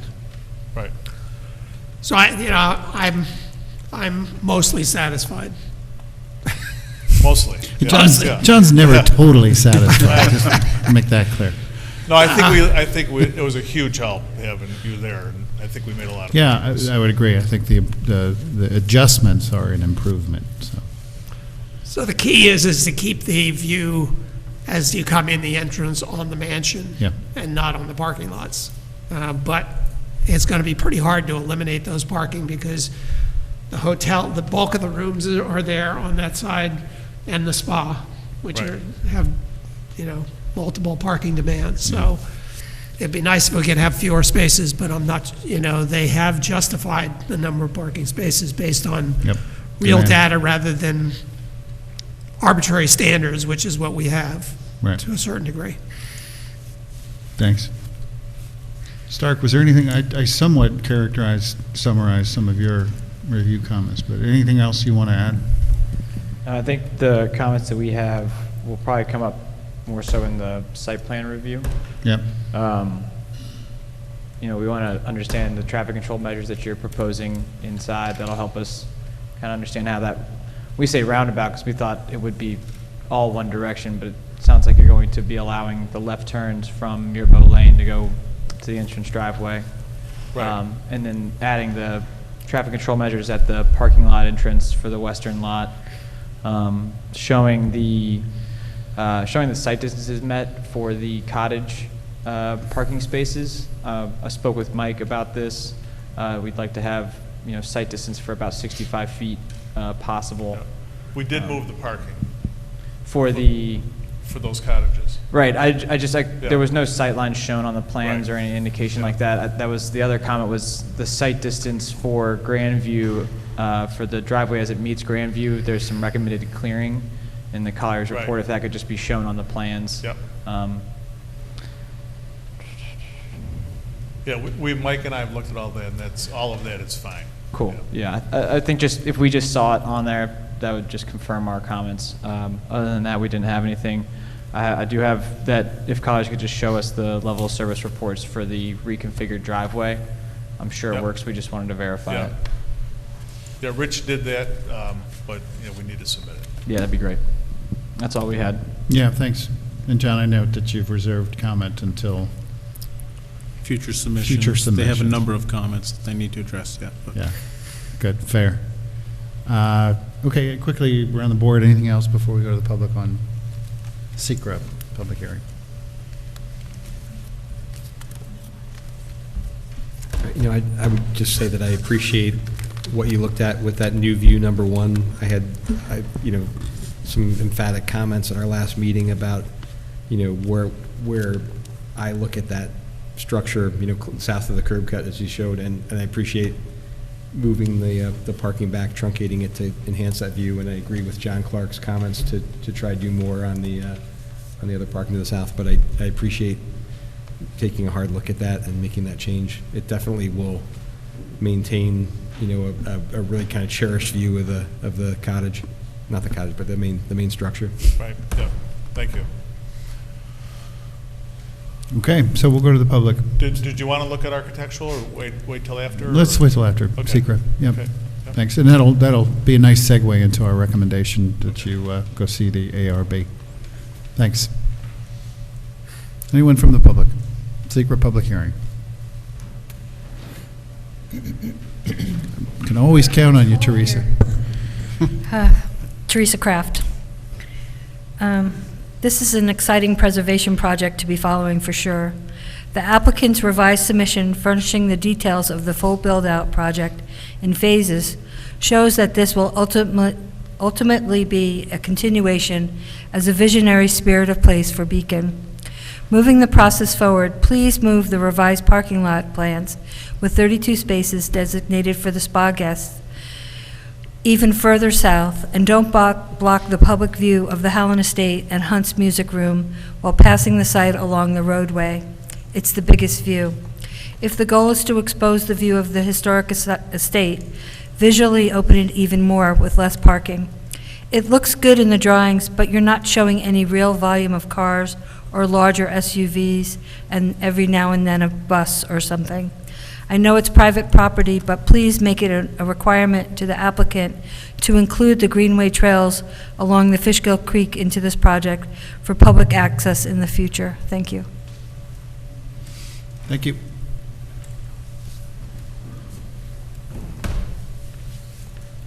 My name's Mark Torrey. Pardon me if I'm not familiar with the procedure. I've never been to one of these. If I ask a question, will they be able to answer it? I just have some questions. Or do I just throw out the question and you guys? If you have either comments or questions, please direct them to us. Okay. We'll hold until the end, and if the applicant so chooses, they're welcome to address your questions. Okay. And then we also just need an address. Yes, what's your address, please? What's For that? the record, what's your address? 30 Riding Ridge Trail. Thank you. In Beacon. So we're not too far from there. And I'm very excited this is coming. I just had a couple of questions. I didn't see anything about, apparently, I looked on the Mirror website, which already has this as coming soon. There's something about a 250, an event tent for 250 guests. So I'm just, concerned about, any sort of noise issues or just, I know they talked about parking, but is the parking accommodations assuming, an additional 250 people for an event tent? That's one question. Do you have other questions? Actually, yes. Oh, sorry. And just the other question was, how many new structures are being put up as part of this application? That's the second question. And you know, another concern is just, I hope, you know, I know they have to cut down trees. They cut down trees to, you know, build my house. I'm trying to put back as many as possible. I just hope you make them put back as many as they can, just to preserve the, you know, the beauty there. So. Great. Anything else? Okay, that's it. Thank you. Applicants welcome to address those two questions if they so wish. With the event space, so that north lawn is where we can potentially have events. You know, if you maxed it out, you could probably have a tent for 250 people, but we don't know. And it's a lot of the people who would be attending that event are most likely overnight guests. So it has flexibility. We're not building anything there permanently. We're actually not even touching the Bennett Cottage because we're not sure what we want to do with it, but it's really flex space. You know, this would be weddings, things like that. You know, it's not. We're not going to have music festivals, and obviously we comply with the noise ordinance as well. But that's really for, you know, weddings and special events like that. Yeah, with trees, I mean, the legacy of the whole property for 170 years has been landscape architecture, which is Henry's purview. But yeah, we're going. You know, we're flagging trees. We're protecting trees. There's that weeping hemlock, which is the best specimen on the site. So there's a long history of landscape architecture, and we want to continue that. You know, I mean, on all of our properties, it's nothing like this. You know, landscaping is very important, but yeah, and it's been going like that for 170 years, so we're going to continue with that. I think you had one other question. Oh, the number of structures. Oh, so for the new construction, the chateau, which is the boomerang-shaped piece, that's a new structure. There is a dining wing which is adjacent to the mansion. That's a new structure, even though it's going to be connected internally to the mansion. And then the minor structure is a maintenance shed down by the dumpster in the parking area. And then the 5 cottages that hug Maribel Lane. Appreciate it. Thanks. Anyone else from the public?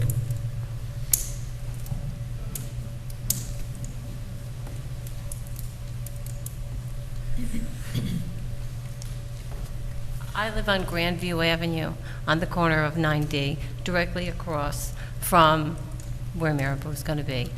I have concerns about... Sorry, I'd like your name, please. Denise. And your address. Lotman Owens, 78 Grandview Avenue. Thank you. You get that in a minute? So... Good. Thank you. I've heard a couple of comments about moving parking further south. My property's across the southern border, or, you know, across the street from the southern border. I'm very hopeful not to be looking into a sea of cars. I'm concerned about the fact that there's going, I know maybe this isn't the night to say it, but there's going to be a farm put on the southern corner of the property with an exit across from my driveway. That there's been a mention of an additional exit onto Grandview Avenue and eventually an additional exit onto South Ave. This is a residential neighborhood. If I think there was a mention of 31 parking spaces eventually down at South Avenue, the Tyranta School. Well, there's going to be 31 cars, and you know, all day long up and down that road. I really think that you have to keep in mind the south and the north are bordered by completely residential neighborhoods. You're going to put a tent, 250 people, of weddings are great, but they play music loud and they go kind of late. We get noise pollution from the Pines when they used to have concerts there, or, you know, shows. So you really have to be cognizant of this is going to be a big impact. the noise, 200 and something cars, just the employees coming in and out. I think there should be a focus on keeping the entrances on 9D, the highway. Keep the entrances out of the local neighborhoods, either to the south or to the north. We're neighborhoods. I have 4 grandkids I'm helping to raise in my house, little boys. A ball goes out in that street, all these cars going up and down, the guests aren't going to walk up and down Grandview Avenue. I don't know if you know Grandview Avenue, but it's extremely steep hill. Guests are not going to walk down Grandview Avenue to go to that Tyranda school. They're going to want to take their cars, and they know that because they said they're going to put 31 parking spaces down there. How about internal roads? It's a large property. There are some roads there already that cover most of the property. Maybe we could add some to get down to the Tyranda school. I don't know.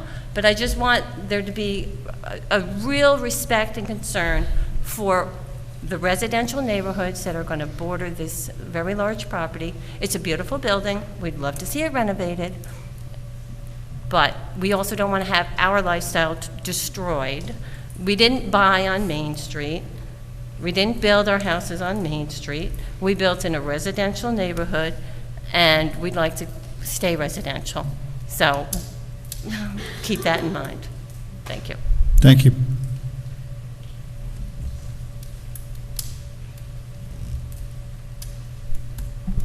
Anyone else?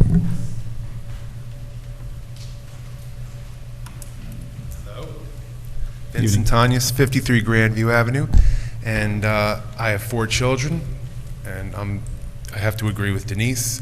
Very concerned with the increased traffic and increased parking that's going to be on up and down Grandview Avenue, and I would just hope that the board would try to prevent that from happening. Try to keep it on 9D to where it should be. Great, thank you. Thank you. Anyone else?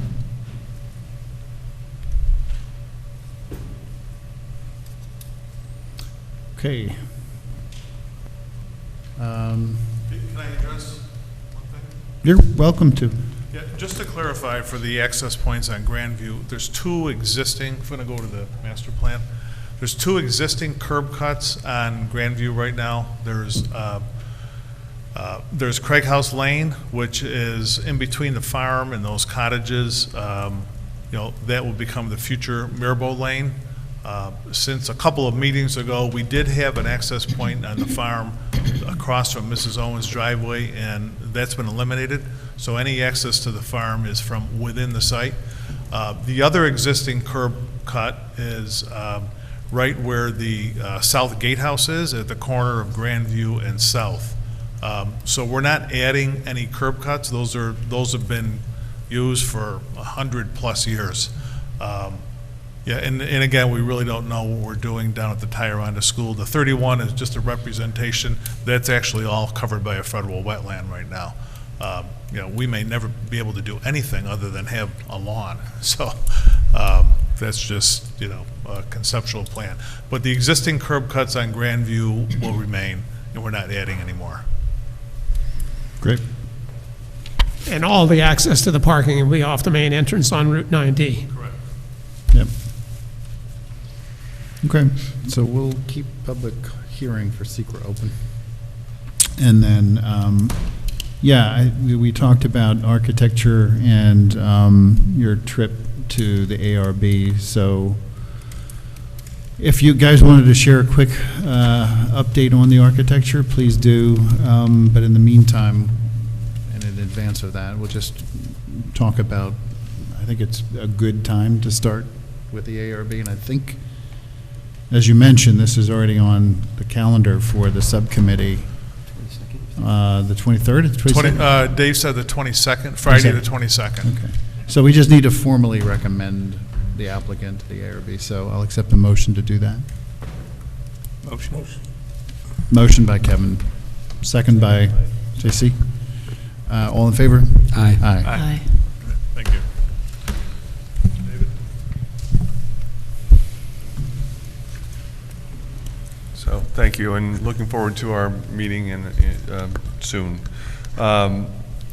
What we're showing here are the elevations that we showed last time. We've been continuing to develop the elevations and the details. Again, being sensitive to the scale of the mansion. None of our building is higher than the mansion. We've been careful about that. And we're also being responsive to the comments that we had last time. We understand the sensitivities around the synthetic stucco, and we're looking at alternative materials at this point. These again are from the previous presentation. And we hope to come to the future meeting with samples and more detail on this, but we are working on that at the moment. Great. I'll just make, because I'm not a member of the ARB or part of the ARB, and of course, they're going to review, they'll spend their time, they'll bring their recommendations back to the full board, but just from my vantage point, just guidance and caution around to Disney, right? And sensitive cues to not just the surrounding city, but the building itself, I'm sure you know, in terms of scale, features, style. And you know, I know massing on something like this is a challenge because you need a certain area, but that when you have that type of massing, especially in relationship to such an elegant original building, that's a real effort. So just guidance and caution that we're going to be looking really closely at just those sorts of things. Yeah, I appreciate that. And, you know, I think we obviously have a mandate from our client that Mirbeau has a certain style, a French style that they convey across their properties, and it's really about this escapism, this, you know, relatively close escape. You can get away from your everyday life and go to a place that kind of takes you to a different location. At the same time, and I think, I hope John agrees, we try to do this in Rhinebeck as well. It's not just about dropping, you know, Paris into a new location. Those cues are in each of our communities, and we've done a fair amount of research, and we'll bring that to you in our presentation. But, you know, for Beacon, for Wodenheath, for some of the other properties that have been lost, and that's what's really influencing our design. Yeah, no, that's all great. Well, I don't know why anybody would ever want to escape Beacon, but to each his own. They're coming to Beacon to escape where they're coming from. Fair enough, touche. Yeah, so those are my 2 cents for the moment. Thank you. Thanks. Anything else? No, I think that's it. We'll see you next month, I'm sure. Thank you. Thanks a lot. Appreciate it. Okay. So we'll move to the next application on the agenda. And if I have this right, yes, this is public hearing on application for subdivision approval, 2-lot residential at 67 Grove Street.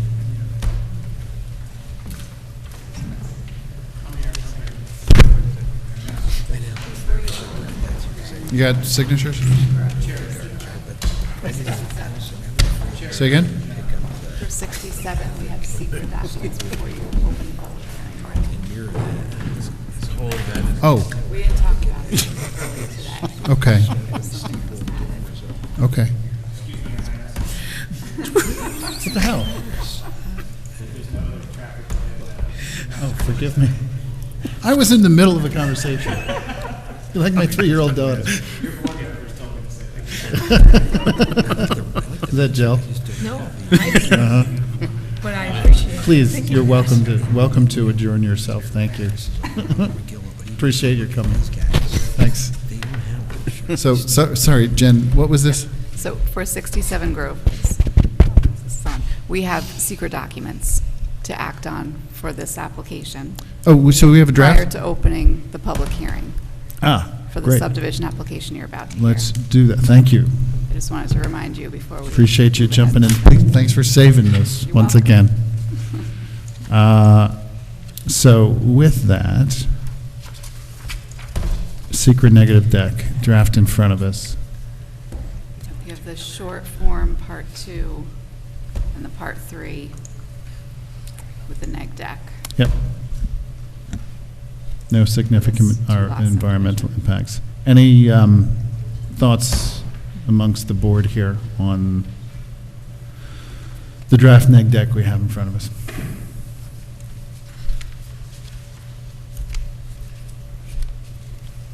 God, you're all usually so chatty. What's going on? Is this something I said? I'll accept a motion to adopt. Motion. Motion by Karen. Second. Second by Joe. All in favor? Aye. And then I will accept a motion to open the public hearing on this application for subdivision approval. Motion. Motion by Karen. Second. Second by Joe. All in favor? Aye. Aye. So, Good evening, Mr. Chairman. Once again, Mike Bodendorf, Hudson Land Design Engineers, for the applicant. you've got 45 seconds. Okay. I'm joined here with the applicant tonight. This is a two-lot subdivision located at 67 Grove Street. There's an existing structure on the property, and we're proposing one new building lot. Both lots will gain access from Grove Street and will provide or get their water and sewer connections also from sewer and water mains within Grove Street. Generally, the new lot is located southeast of the existing lot, R15 district. So we're proposing just over a little bit of a 5,000 square foot lot. That's generally it. Well done. Was that quick enough? Yeah. Okay, good. Thank you. I wouldn't ever want to rush any application, so. Understood. We're all business, all serious here. Comments by our planner and engineer.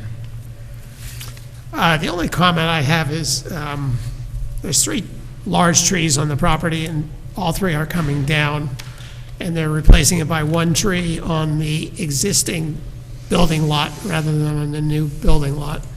And so I'm asking, is it possible to save the existing tree near the northeast corner of Lot 2 by shifting the proposed water service line? Yeah. Yeah, I believe we can achieve that. I think I can move some things around. It's a and nice tree. Yeah, and provide the required separation between the water and the sewer. It sort of acts as a tree between the adjacent property, so.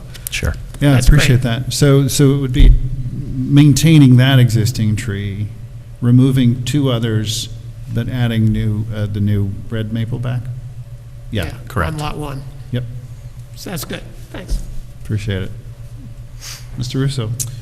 So the applicant's consultant prepared an I&I study. There were no findings of that.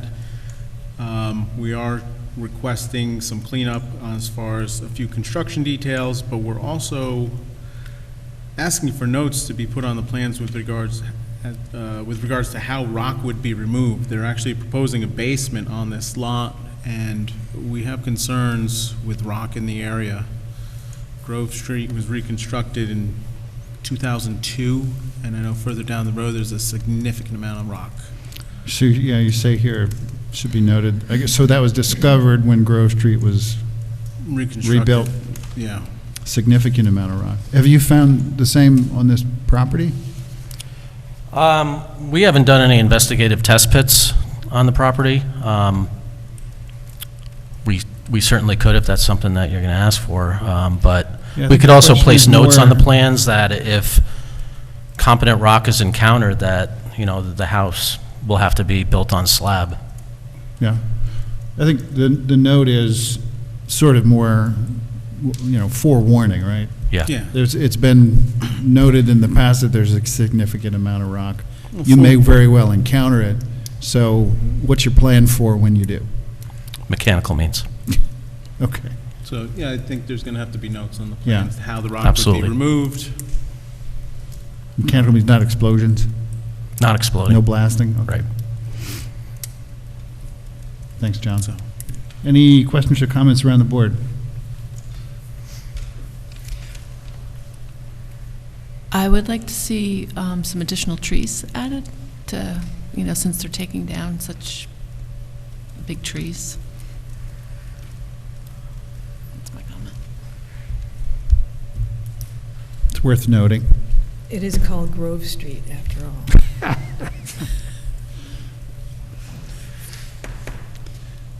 Great, so we'll go to the public. Any Thank you. comments by the public?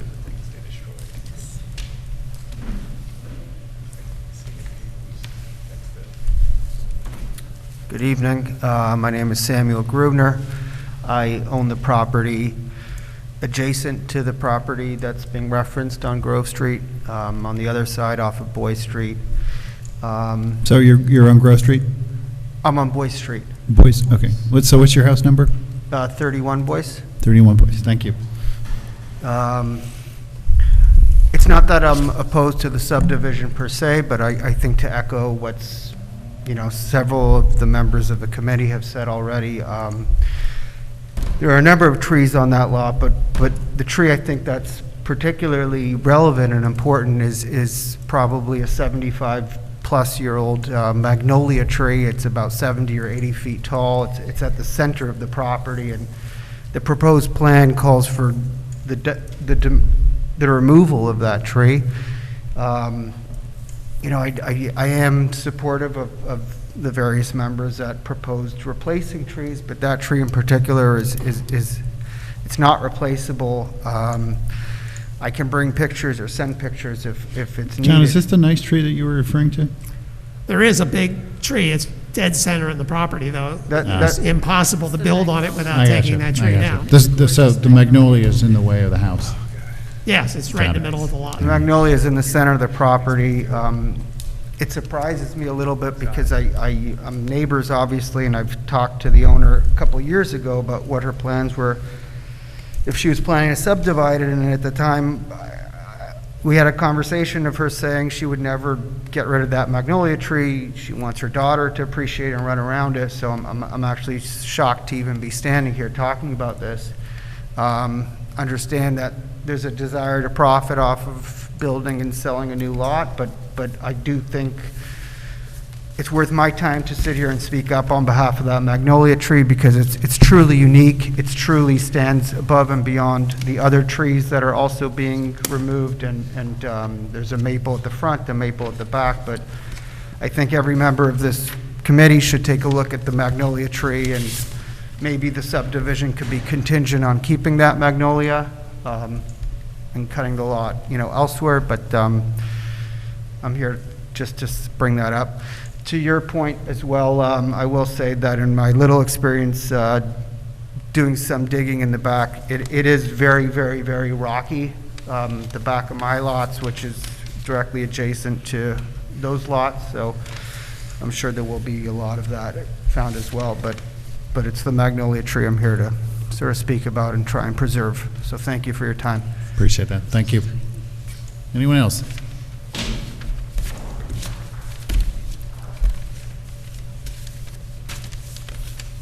Good evening. My name is Patty Galibert. I live on 43 Grove Street. Can you hear me now? Yeah, Okay. thank you. I'm here for the same reason, that magnificent tree.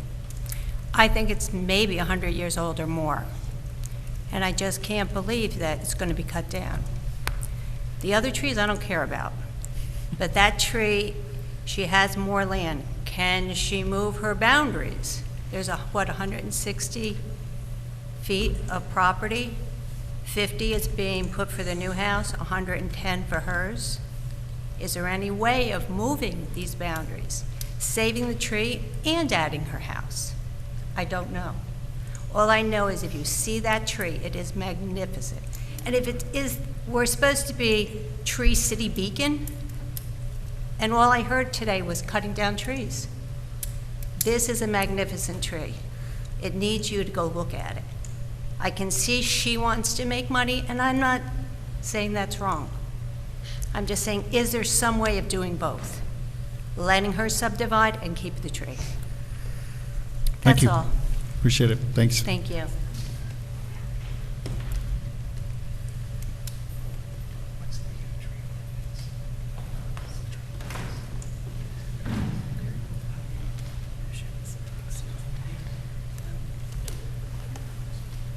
Hi, my name's Jason. I live on Highland Place, 11 Highland Place. I think my concern is the congestion on Grove and the safety of the kids walking to schools. They walk to J.B. Forrestal. There's a pretty nasty hill on Grove, and just leaving here, I took some pictures, and both sides of the street, there's people who park their cars, so there's only one lane. If you add more housing there, I don't know what's going to happen to Grove. There's also, there are houses that are on Grove that aren't really occupied. They're occupied by either one or two people. What's going to happen to the street if it gets sold and a family decides to move in? There's really not a whole lot of space for the density that I see that we're trying to create here. I drive around Beacon a lot, and I seem to be driving on yellow lines because of the parking. I almost got hit recently by Verplank because I was making a right-hand turn by, I think there's an auto repair place. I just be aware of congestion and safety, because I can't even let my kids play because it's a little bit of a nightmare around here. All right, thank you. Appreciate it. Amanda, did you get his name and address? Yeah, Jason, What's your last name? Macredo. Thank you. Anyone else? Teresa Kraft, I live in that neighborhood, and I agree it's getting really congested, and anybody that goes by that area knows that that is rock all the way. It's 3.37 and wants to divide it. How much smaller are we going to let these parcels be? This meets its zoning and setback requirements, am I right? No variances here? No variances. Anyone else? Hi, my name is Dawn Brill, and I'm the owner of 67 Grove Street. I grew up on Boy Street with Mr. Grubner, just spoke of one of the homes. He owns 31 Grove Street. My chain link fence that my mom put in on Grove Street, there's a gate. I used to babysit at that house. On 29 Boy Street was my grandmother's house, Ella Dennis, so I was raised in that house. The property on Boy Street went back into the big property that became 67 Grove Street. My mom passed away from pancreatic cancer 3 years ago. My home was on 91 Liberty Street.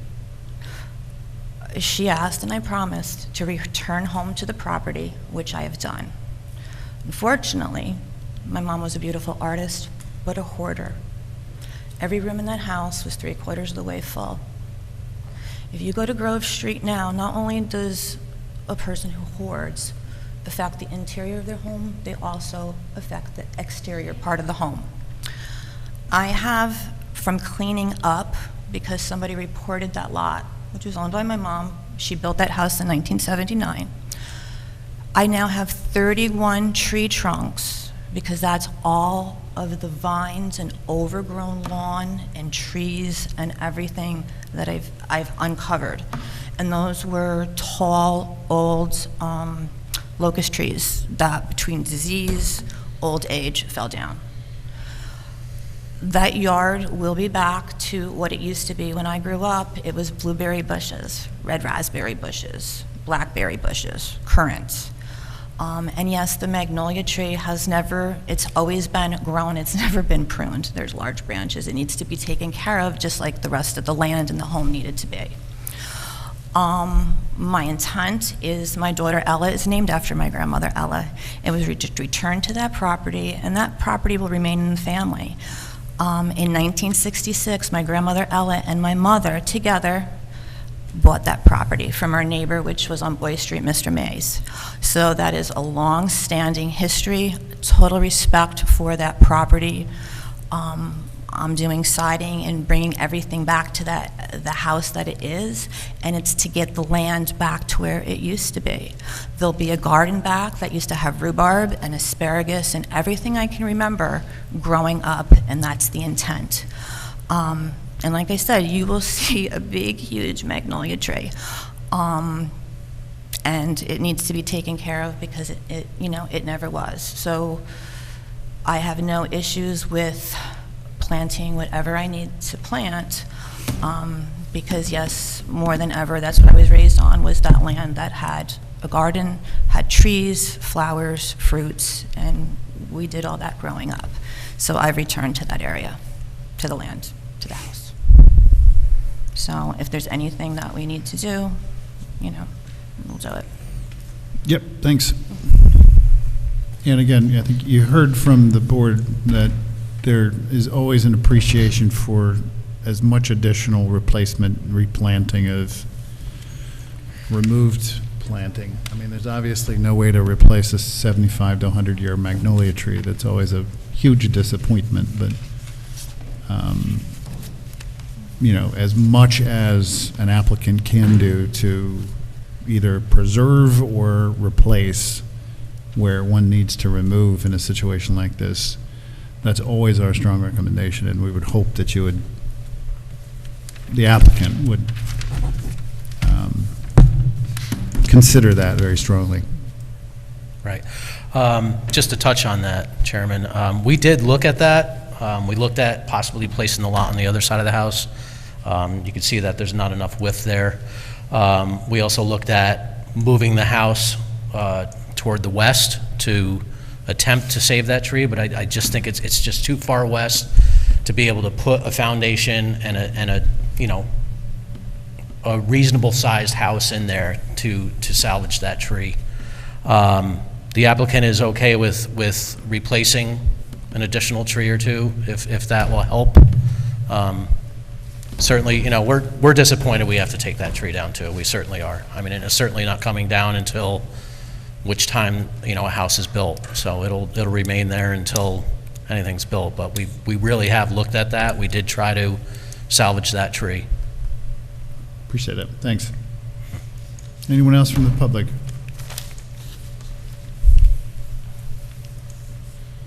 I'll accept a motion to close the public hearing. Motion. Seconded. Motion by Karen, second by Len. All in favor? Aye. Aye.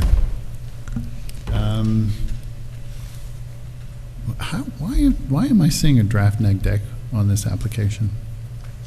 On this one? Yeah.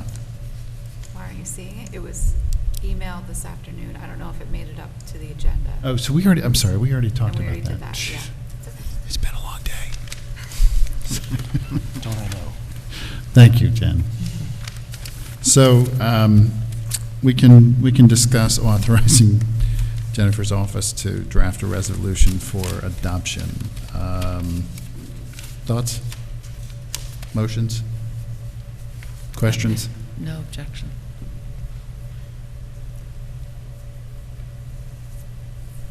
Anyone? Motion. Motion by Karen. Seconded. Second by Len. All in favor? Aye. Aye. We good? Yep. Thank you very much. Okay, next item on the agenda. This is a review of an application for site plan approval, Artist Studios, 5 Henry Street, submitted by Michael Braden.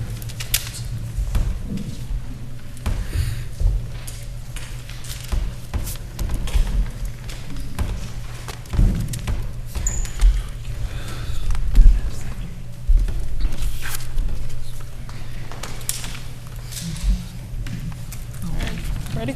Hi, yes. Hi, I'm Ready when you Liliana are. Tucker from M. Gillespie & Associates with our applicant, Michael Braden. So what we have here is a 0.7 acre lot with an existing brick building. The applicant is proposing to make it into an art studio. It is currently not being used, but it was an auto body shop.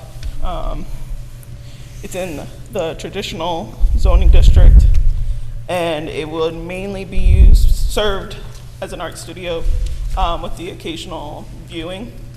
I have the floor plans and some 3D renderings if you guys want to see them as well. And then I think one thing we will need to discuss is parking, as there is no parking on the site. Yeah. I think that's probably one of the bigger items of for discussion. Yeah. So anything else you wanted to add or share? No. So, and I'm sure that's something that our planner, John, you will probably address and have done in your notes. We should probably start with you then, in terms of your observations. You know, I'm not sure what you're proposing, but I can't remember. I did the parking calculation, and it's something like 20 spaces or something are required for the number of square feet. Yeah, so we have, it's kind of weird because there's an art studio one and then there's an art gallery and exhibit. Sorry, even though we can hear you, the recording can't pick you up. So we need whatever you're sharing with us on the record. So on the parking and the zoning code, there was the art studio and then an art gallery and exhibit.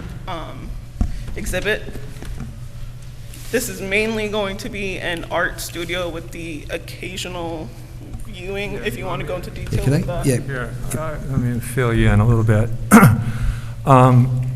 First of all, it's kind of a derelict building right now, serving as a service center and garage storage for cars and stuff.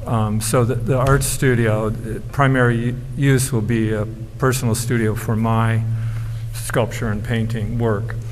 And as part of that, when collectors come up, they sometimes want to see work that isn't in the studio so they can visualize it better. So I have what's called the viewing room. That viewing room is kind of a quasi-gallery. It's not a formal gallery retail space, but that space I want to open up to the community to give young artists that don't get a chance to show opportunities to show, and my intent is to develop a scholarship program and eventually a nonprofit to make it tied into DIA and a couple of the other centers as part of a community event. There are 3 spaces that will be purely rental studio spaces, not live work, just simply workspaces that are separate from my studio space that will be leased out. That income will do 2 things. It will help pay for operation of the building, and excess income will generate for the pot, to offer opportunities for young people. I'm also hoping to do poetry readings or individual kinds of things on occasion. This isn't like every night and all that. These are occasional opportunities in the studio space because it's a nice sized space. Right now, the building occupies almost every inch of the lot. And so that's where we are. I'm happy to answer any questions. I'm also an architect, so I have a little sense of what's going on with the building and all that stuff, what we're trying to do. I can answer any questions or concerns. I had one question, which was, about I was reading in the kind of mission statement document about the, potential occasional poetry slams, theatrical performances, and I'm just thinking that in order to keep consistency with a number of different applicants that have come for event spaces, we should have some sense of what the size of the audience would be for those events and how often they would be and whether they would be kind of permitted on a one-by-one basis or but I think it's just weighing on me to try to maintain, a lot of parity and consistency in looking at the different applicants that are looking to host events. Yeah, absolutely. I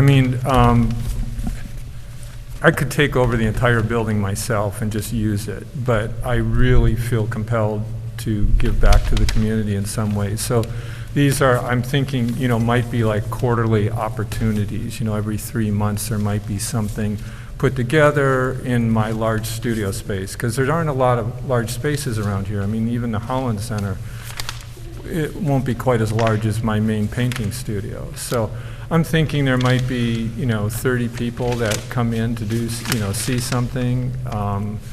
If someone wants to do a screenplay reading or a play reading and get some feedback, I've done this in my other studios in LA and stuff, so it's just casual, but I want to be upfront about it, and I'm just, hoping that the city's excited about this kind of thing as well. It's not, it's not the kind of thing where you're going to get, 200 people driving in and having a big kind of event. And I'm trying to, I'm just learning, since I'm new here, I'm learning about the different, events that happen. It would be during, there's an art walk, so then I'd open up the studio and have something there. People are already parked. They're already part of the Main Street.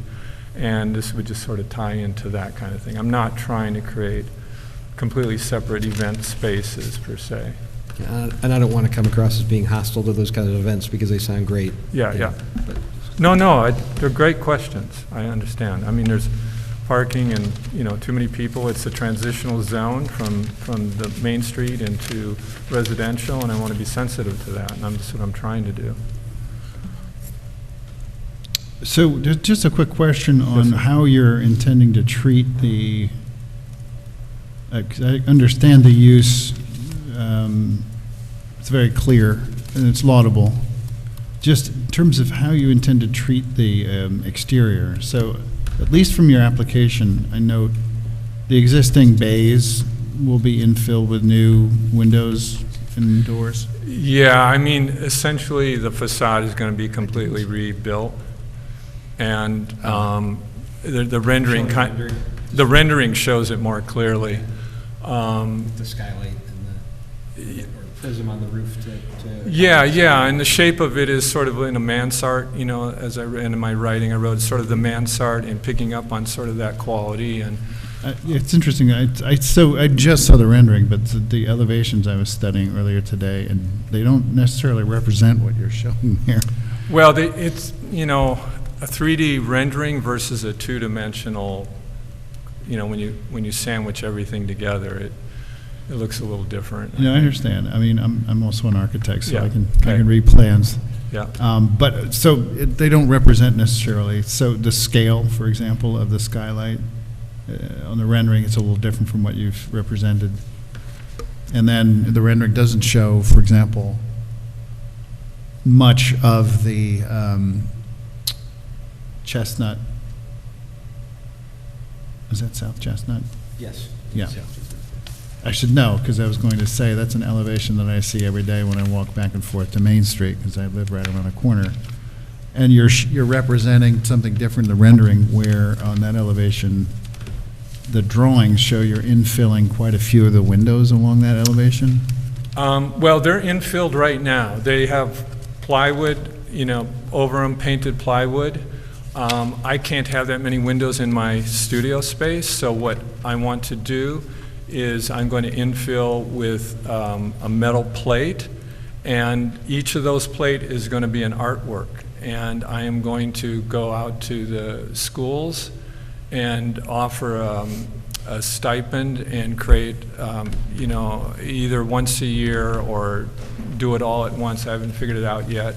And have young artists create an artwork, and the selected artworks will then be made and put in those. So they're not just, right now they're boarded up and actually have graffiti. So they'll become artworks, and they'll have a little light on them and a little...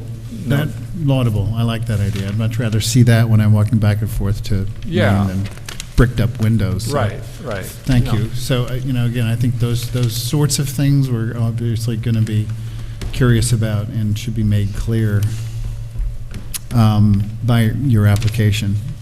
The other thing I note is that you're looking to add a significant amount of planting to the entire perimeter, not only intermittent along the Henry Street elevation, but along the South Chestnut Street elevation. Well, I'll deal with Chestnut first. I would ideally like that asphalt strip that's planted there. I want to put in some low plantings and stuff. Yep. I don't know if I can, because I don't know what the wall conditions are. That is a retaining wall on the inside. It drops down like 6-8 feet. And they may have put that asphalt in because they had water issues. I don't know. I can't afford to dig that whole wall up and start over. So if I can't, then I will try to put in some small planters on the surface to put in some landscape there. Landscaping, as you know, in that area is going to be difficult because of all the power and communication lines on both Chestnut and Henry Street.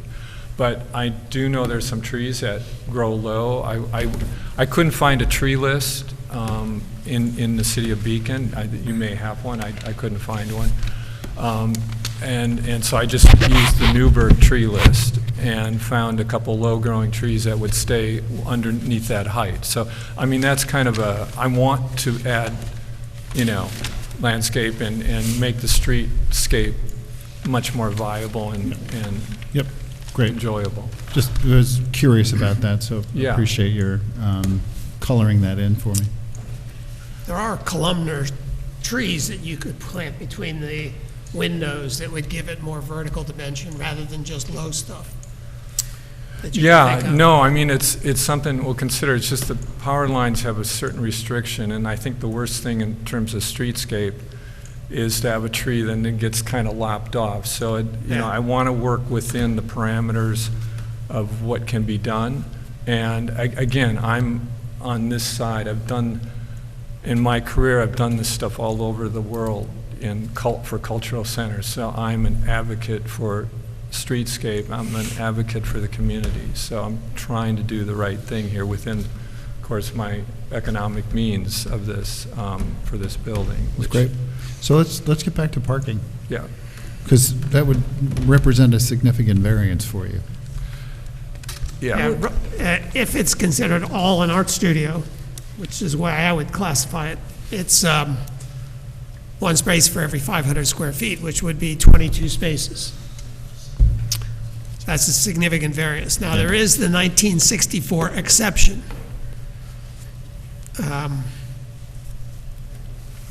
So if you look in the zoning law under, I think it's 223-26C1, or B or C, I can't remember, I think it's B1. There's an exception for buildings that were built in 1964 in which you can do a comparison, and if you don't exceed a certain percentage of, I think you would in this case, because it probably was an auto shop in 1964 and wouldn't. Yeah, it was 62. It was a Studebaker showroom.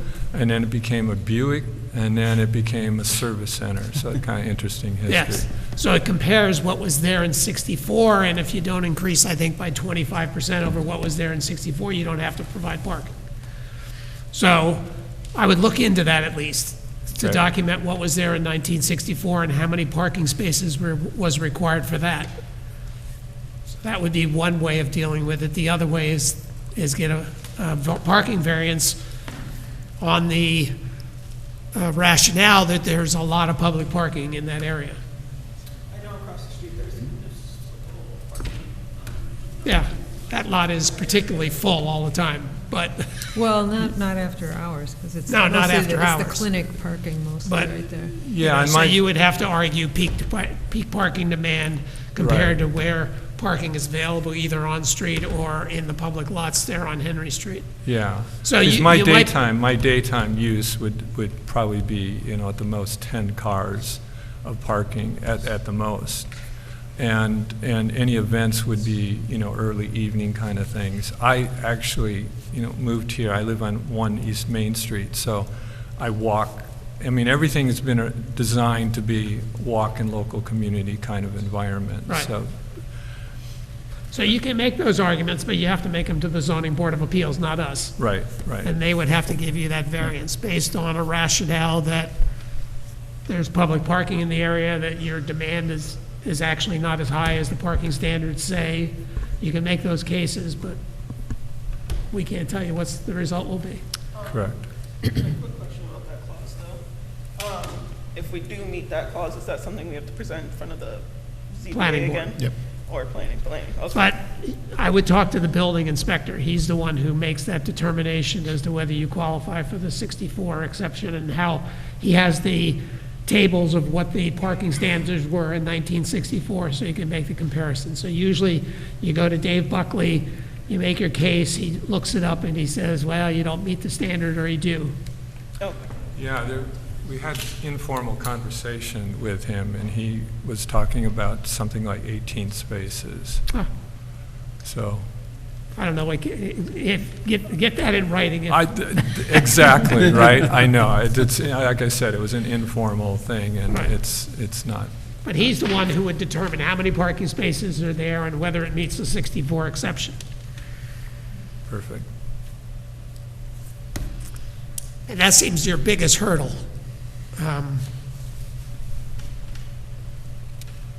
Yeah, I don't know how you get 44 spaces if that were the requirement.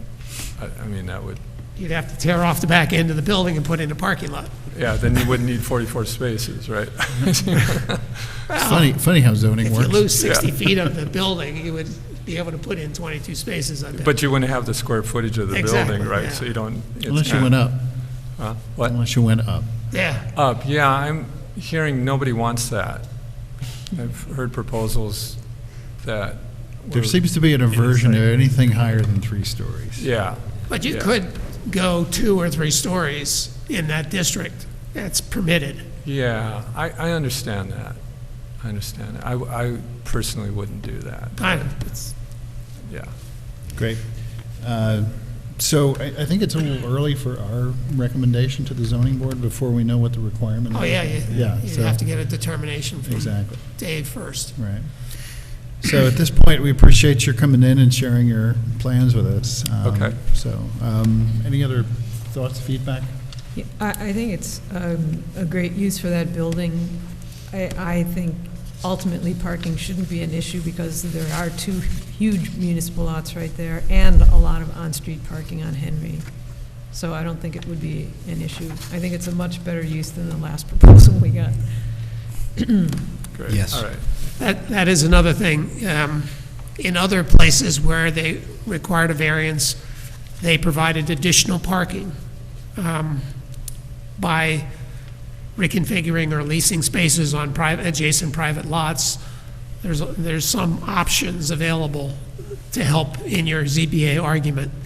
For instance, the Main Street Access Committee has proposed diagonal striping all up and down Henry Street, rather than just on the east end of Henry Street. It's the same width.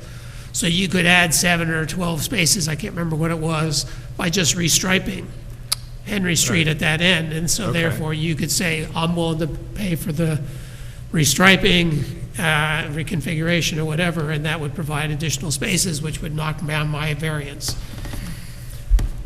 So be creative about how you might come up with parking arguments.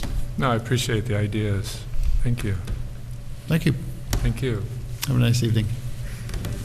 Okay, next item on the agenda is the review of an application for site plan moving on to the next one. Special use permit approval, accessory apartment 31 Beacon Street.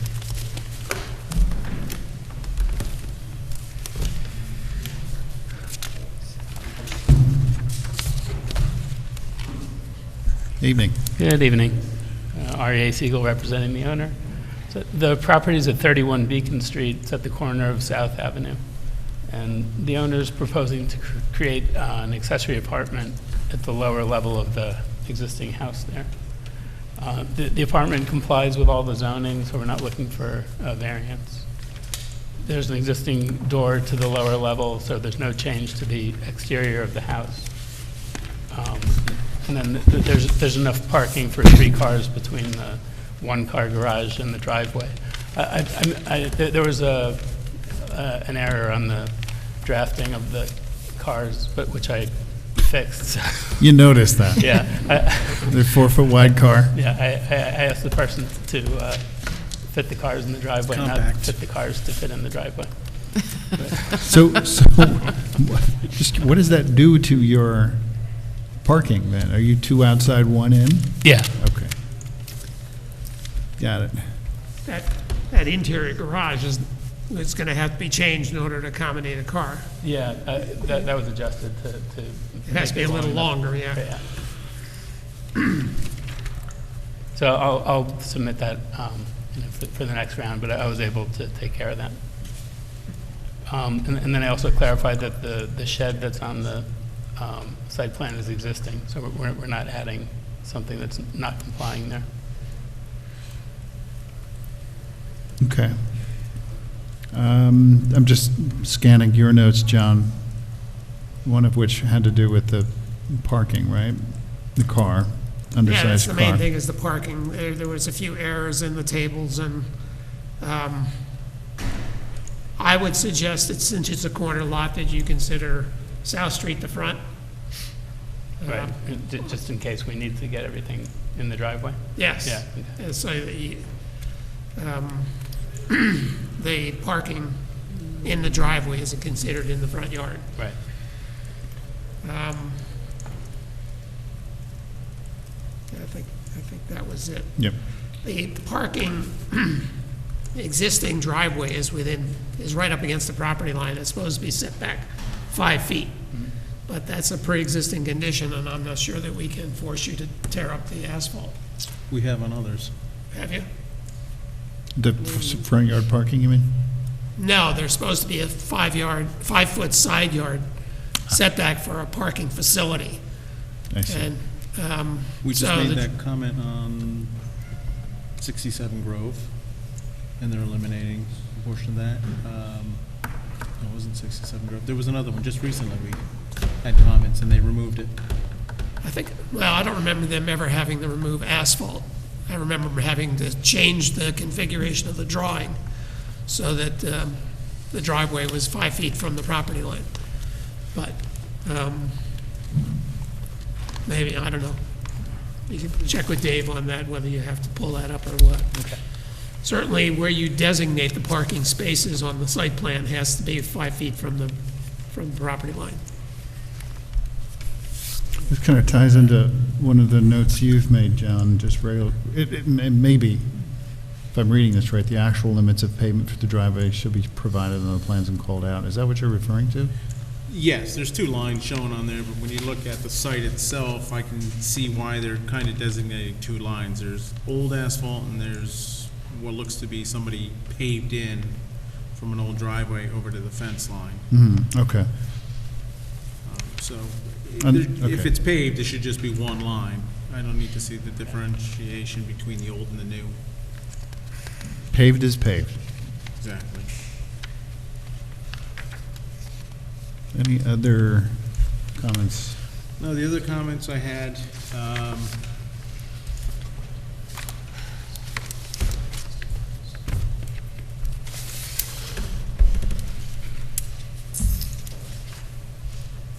was with the car sizes, fitting in the garage, and just some minor cleanups, location plan, scale. The only other thing we would need, REA, is an infiltration study.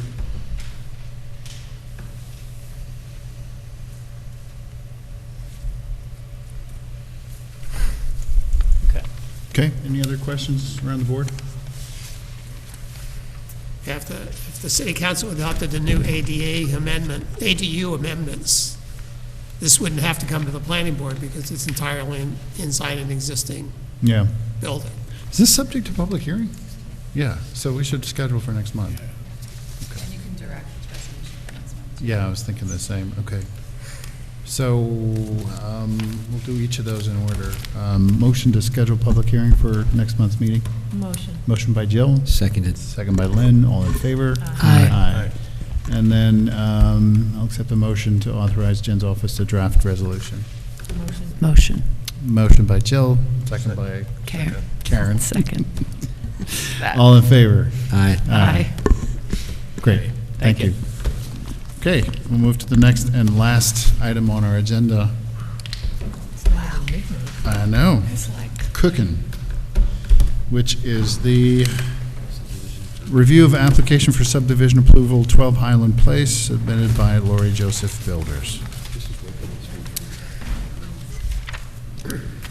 Evening. Good evening. Somehow I have a sense that this isn't going to be 45 seconds. Might not be, it might be a minute and a half Minute or and a so. half. While I'm setting up here for the record, again, Mike Bodendorf, Hudson Land Design Engineer for the applicant. This is a proposed 5-lot subdivision located at 12 Highland Place. The parent lot is surrounded or has frontage on Highland Place, Grove Street, and Anderson Street. Bear with me one sec here.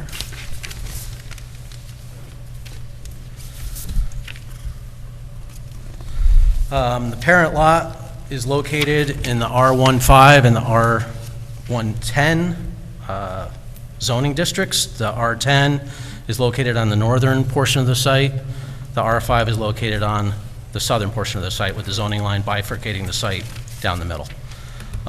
This is the subdivision plat with the 5 lots.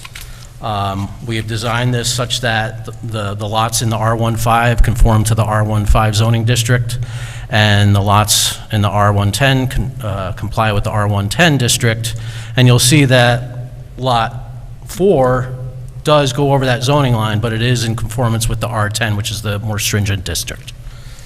We're proposing all of our access from Highland Place, as the other frontages pose challenges to getting driveways up those steep slopes, and the existing retaining wall and existing very steep slope along Grove Street. We're proposing 2 shared driveways to access Lot 1 and 2 and access Lot 3 and 4. And then Lot 5 would have its own shared driveway. We received comments from your consultants. There's a number of them. We're prepared to respond to them, and we can go through them as you would like. We also did receive some emails from residents of the area. We could certainly respond to them at the appropriate time. We just received those today, so we're not prepared to respond to them at this time, but we're definitely going to take those into consideration. We'll go around to the engineer and planner. But I'll just make an observation. The driveway and parking situation on this, which is weird. That's why one of my comments, John, is I'm recommending a private road. Yeah, I mean, it just, I don't know. It feels uncomfortable. I mean, I couldn't imagine. The private road could actually be brought down through the center of the lots, and all the driveways could actually access that private road. Yeah. And then we would only have a single access out on the Highland.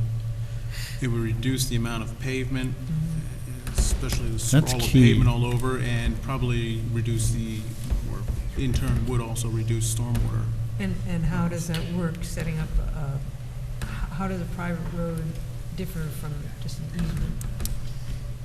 Private, so basically, the private road would be easements, but you would have a maintenance agreement, and you can have up to so many lots on a private road, 4, and you can have up to 6 if you have 2 homes that are adjacent to Highland Place or any other road. You don't want their driveways going out onto that main road. The planning board can have them bring those driveways onto that private road. And that would reduce the number of curb cuts on Highland. It would bring it down to a single curb Right. cut, and all the homes would have access out onto the private road and then make their way out into Highland. Yeah. And that becomes a named street then? That's a good question. That I don't know. Private road, I think for 911 purposes it would, yeah. Right, exactly. That's my question. Group owned or owned? They would. You have to have an HOA or something, right? No, they don't have to have No? an HOA. They don't have to have an HOA or condo association for What this. about maintenance? They would have to be a maintenance agreement filed. Okay. So there would be easements over it, and everybody would have access over everybody else's parcel. So shared maintenance. Shared maintenance Yep. agreement. It would be similar to Iris Circle, where they did Archer Avenue years ago. Do you know that? Anyway, I think it would. Similar situation. No, but it'd be Spaccarelli was one we had done years ago along Tyrone Avenue. Yes, that vaguely rings a bell. Right. Yep. So just as far as planning something like that, Yeah, we're going to certainly look into that. There were some hurdles that we thought might be an issue with that, but we're certainly in favor of reducing impervious here as well. We didn't, we looked at the possibility of the private road when we were initially laying this out, but we didn't think it was going to work, but, in the latest details that we've heard, we think we can make this thing work with the private road. So, The question might be fire access on a private road, whether you need a truck turnaround at the end, or that's always the issue with a private road, is you don't want to have to put a cul-de-sac here. It's too short to, and the specs on cul-de-sacs in the cities, street specs are really large. Yeah, no, they could do a T. Could you do a T? turnaround. Yeah. As long as they meet Appendix D of the State Fire Code. Right. It might not be long enough to require that, I'm not sure. well, that's it. That's what I'm thinking, is it's not going to be more than 150 feet. Right. So there will be a turnaround there. I don't know if it's going to be the 70-foot long You might hammerhead. need it, but that's something you can speak with the building department on. Yeah. It also might help with, instead of having 3 exits onto Highland Place, having only one, when the neighbors that we heard from earlier were concerned about, Yeah, I think it will address, not only some of the concerns of the neighbors, but some of the concerns of the consultants as well, preserving more trees. We're certainly going to identify any trees over 6 inches that might be removed from this, and we'll certainly show more revegetation on the site as well. Yeah. Great. So some of your other comments, John, you talk about I&I, right? Study needs to be done. The rock outcroppings. Concern of rock. Asking for test pits to be dug to Yep. verify, because they're calling for some of the homes to have basements in it. I know this was an area when we reconstructed the sewer, it took the contractor a month to get through the rock just down that hill, because Wow. it's so hard in that area. So. Great, thanks. The other Mr. thing that Clark. wasn't in my letter, and I went out and looked at the site again for the second time after I read the letters, there is at the crest of Grove Street on that hill, there was a car parked right there, right at the crest of the hill, sort of edged off the road, and there may need to be some sort of no parking zone on that hill to preserve sight distance as you come up. It was really narrow, and because it sort of goes down with a dip, you lose track of what's coming up for a very short period of time, so sight distance can be a problem there too. Yeah, it's a very tight vertical curve there. Yeah, so I don't know if the city, you might suggest to the city they entertain a no parking area along that section of the street. Generally speaking, park cars, slow cars down, but not on blind spots. Right. Thanks, John. Any other thoughts, observations, comments, questions? The proposed lot number 5, as it exists right now, is heavily wooded, and it looks like with the private road or driveways and the grading that's required on the site, that you would lose a large portion of the existing trees, and all I see on the plan is one red maple proposed for all 5 lots. I'm concerned about that. Yeah. So, yeah, I would say agreed that applicants should consider a replacement for as much as And if is you can possible. preserve trees along the northern border, that would probably be a good idea. Yeah. In terms of a buffer from the existing house to the north. And there is a really large tree on the south side. That's what I was going to ask. Was that the specimen tree that you were talking about in your comments? Yeah, it's on lot 3, I think it is. Yeah. And it looks to me like, with a little adjustment, that tree could be saved. A lot of the trees on the north side are not as healthy as that tree, the trees on the south side and the west side. I'm not an arborist, but just looking at them, I'd say. But you should try to document each tree over 6 that might be affected and how you might save as many as possible, just by noting them ahead of time and trying to work around them. Great. Anything else, board? Okay, so we can, too early for scheduling public hearing for next month? Yes. If you're going to have them reconfigure. That's what I was thinking, yeah. So. We'll do some homework and come back. Awesome. You can authorize circulation of notice of intent. Thank you. So we'll do Thank that. you, Jennifer. Motion to authorize circulation of notice of intent to act as lead agency. Motion. Motion by Jill. Seconded. Second by Karen. All in favor? Aye. Aye. Thanks. Thank you. It's almost as hard as saying LWRP. It's pretty good, 10:35, I don't know, everybody. not bad. Although we have some other stuff to Well, address. last month, I didn't get out of here till 1, so it's much better.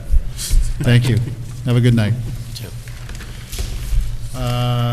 So, we have some legislation to take up, to review. Yes. If you remember, pull this thing out. Accessory apartments. Yes. The city council's been talking about accessory apartments for Years. a long time. And the last workshop that I had with them, they have a draft law, and you commented on the original draft, and you made some additional comments, and we incorporated all those comments into the draft that's on the table now. And there were two outstanding questions that the council still had, that they didn't want to decide to schedule a public hearing until they sort of asked these questions of the planning board. So the two questions were, at least one member of the council, maybe two, had concerns that accessory dwelling units should not necessarily be allowed on our 5,000 square foot lots, on 5,000 or 7,500 square foot lots, those two districts. Because, as he said, it's too cluttered on the site. And I had shown him, for instance, North Walnut Street, which we just approved, that was on a R5,000 square foot lot. It was actually 6,500, but it's in the R500 district. And I showed him how it worked. It met all the standards, other than standards that would be changed in this law. But he wasn't convinced, and he wanted to throw that question back to the planning board. Do you think that there should be some limit so that the smaller R15 and R1 7.5 lots shouldn't necessarily have ADUs, or they might have different standards, like they may have smaller ones, or you only allow them inside the building rather than on detached?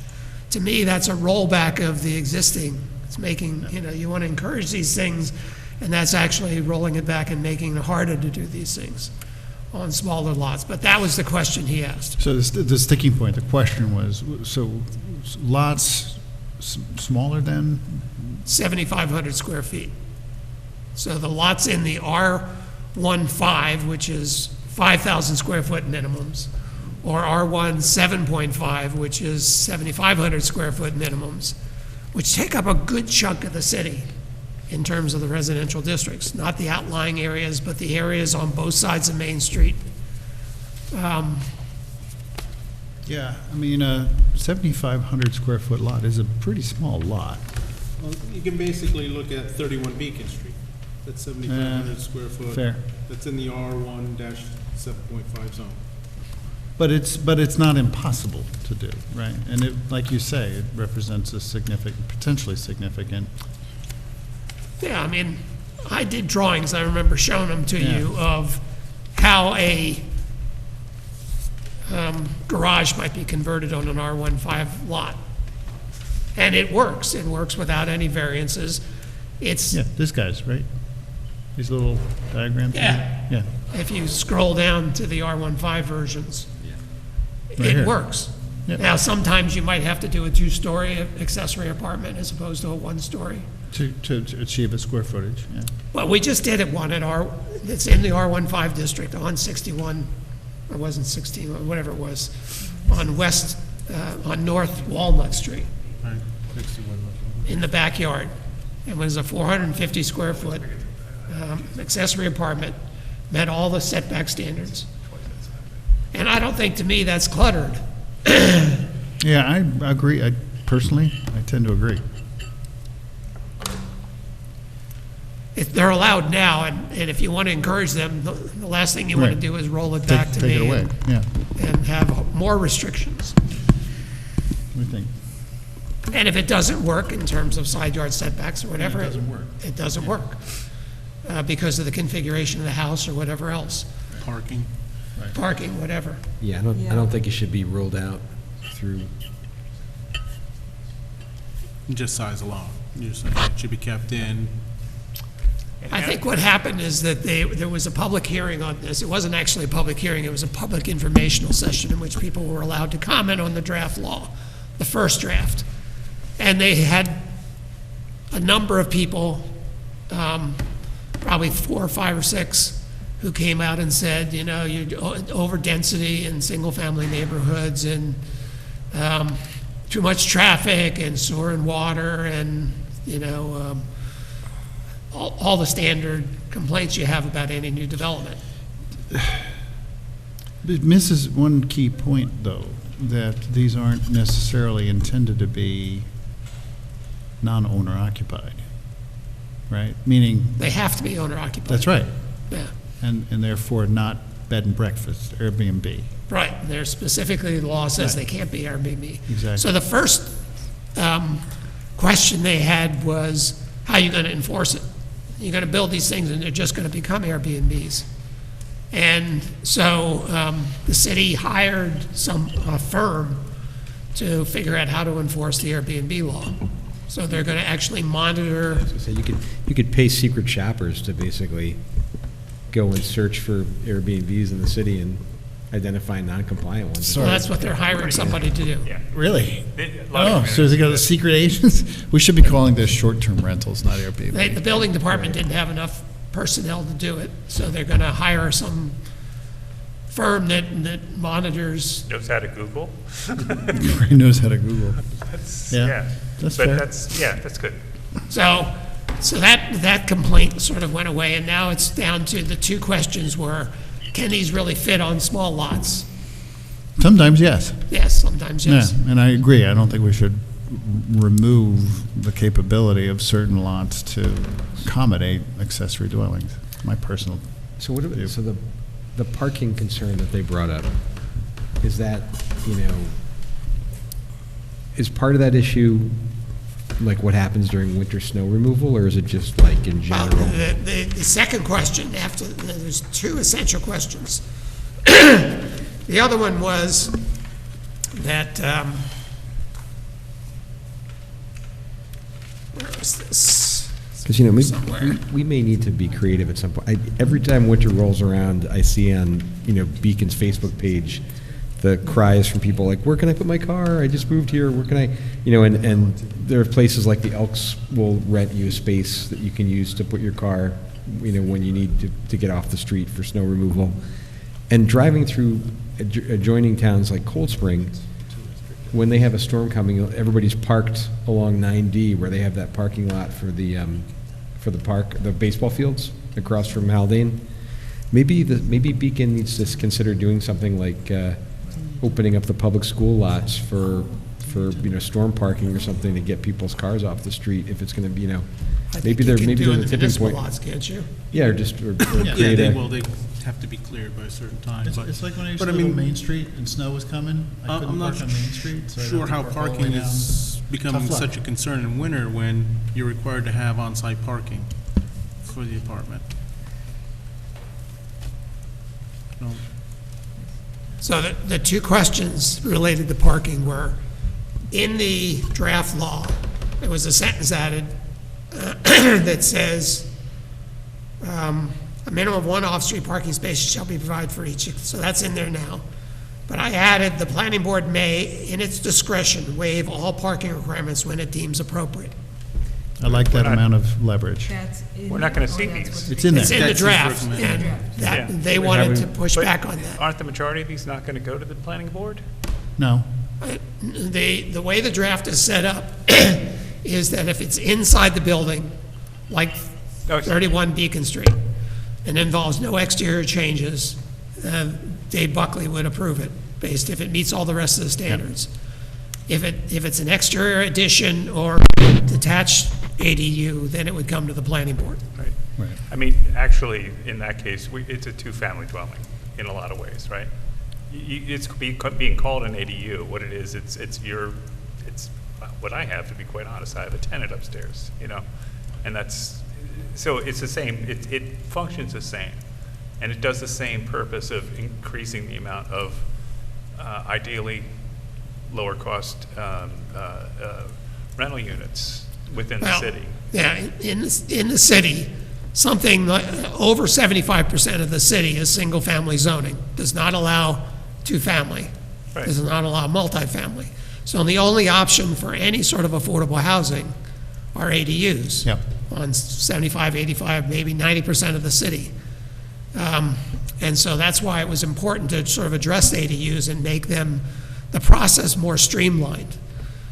Because it's been in place since '89, and there's only, I think, 26 or 29 of them in the city, the whole city.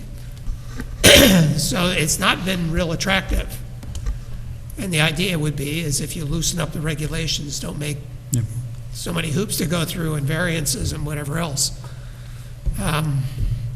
So they wanted to decide whether you thought it was appropriate to have that discretion. Yes, I do. To waive it if it's in a neighborhood that has a lot of on-street parking. Yep. If it is a mother-in-law situation where there's, you know, it's like your mother-in-law who's 95 years old is going to move in.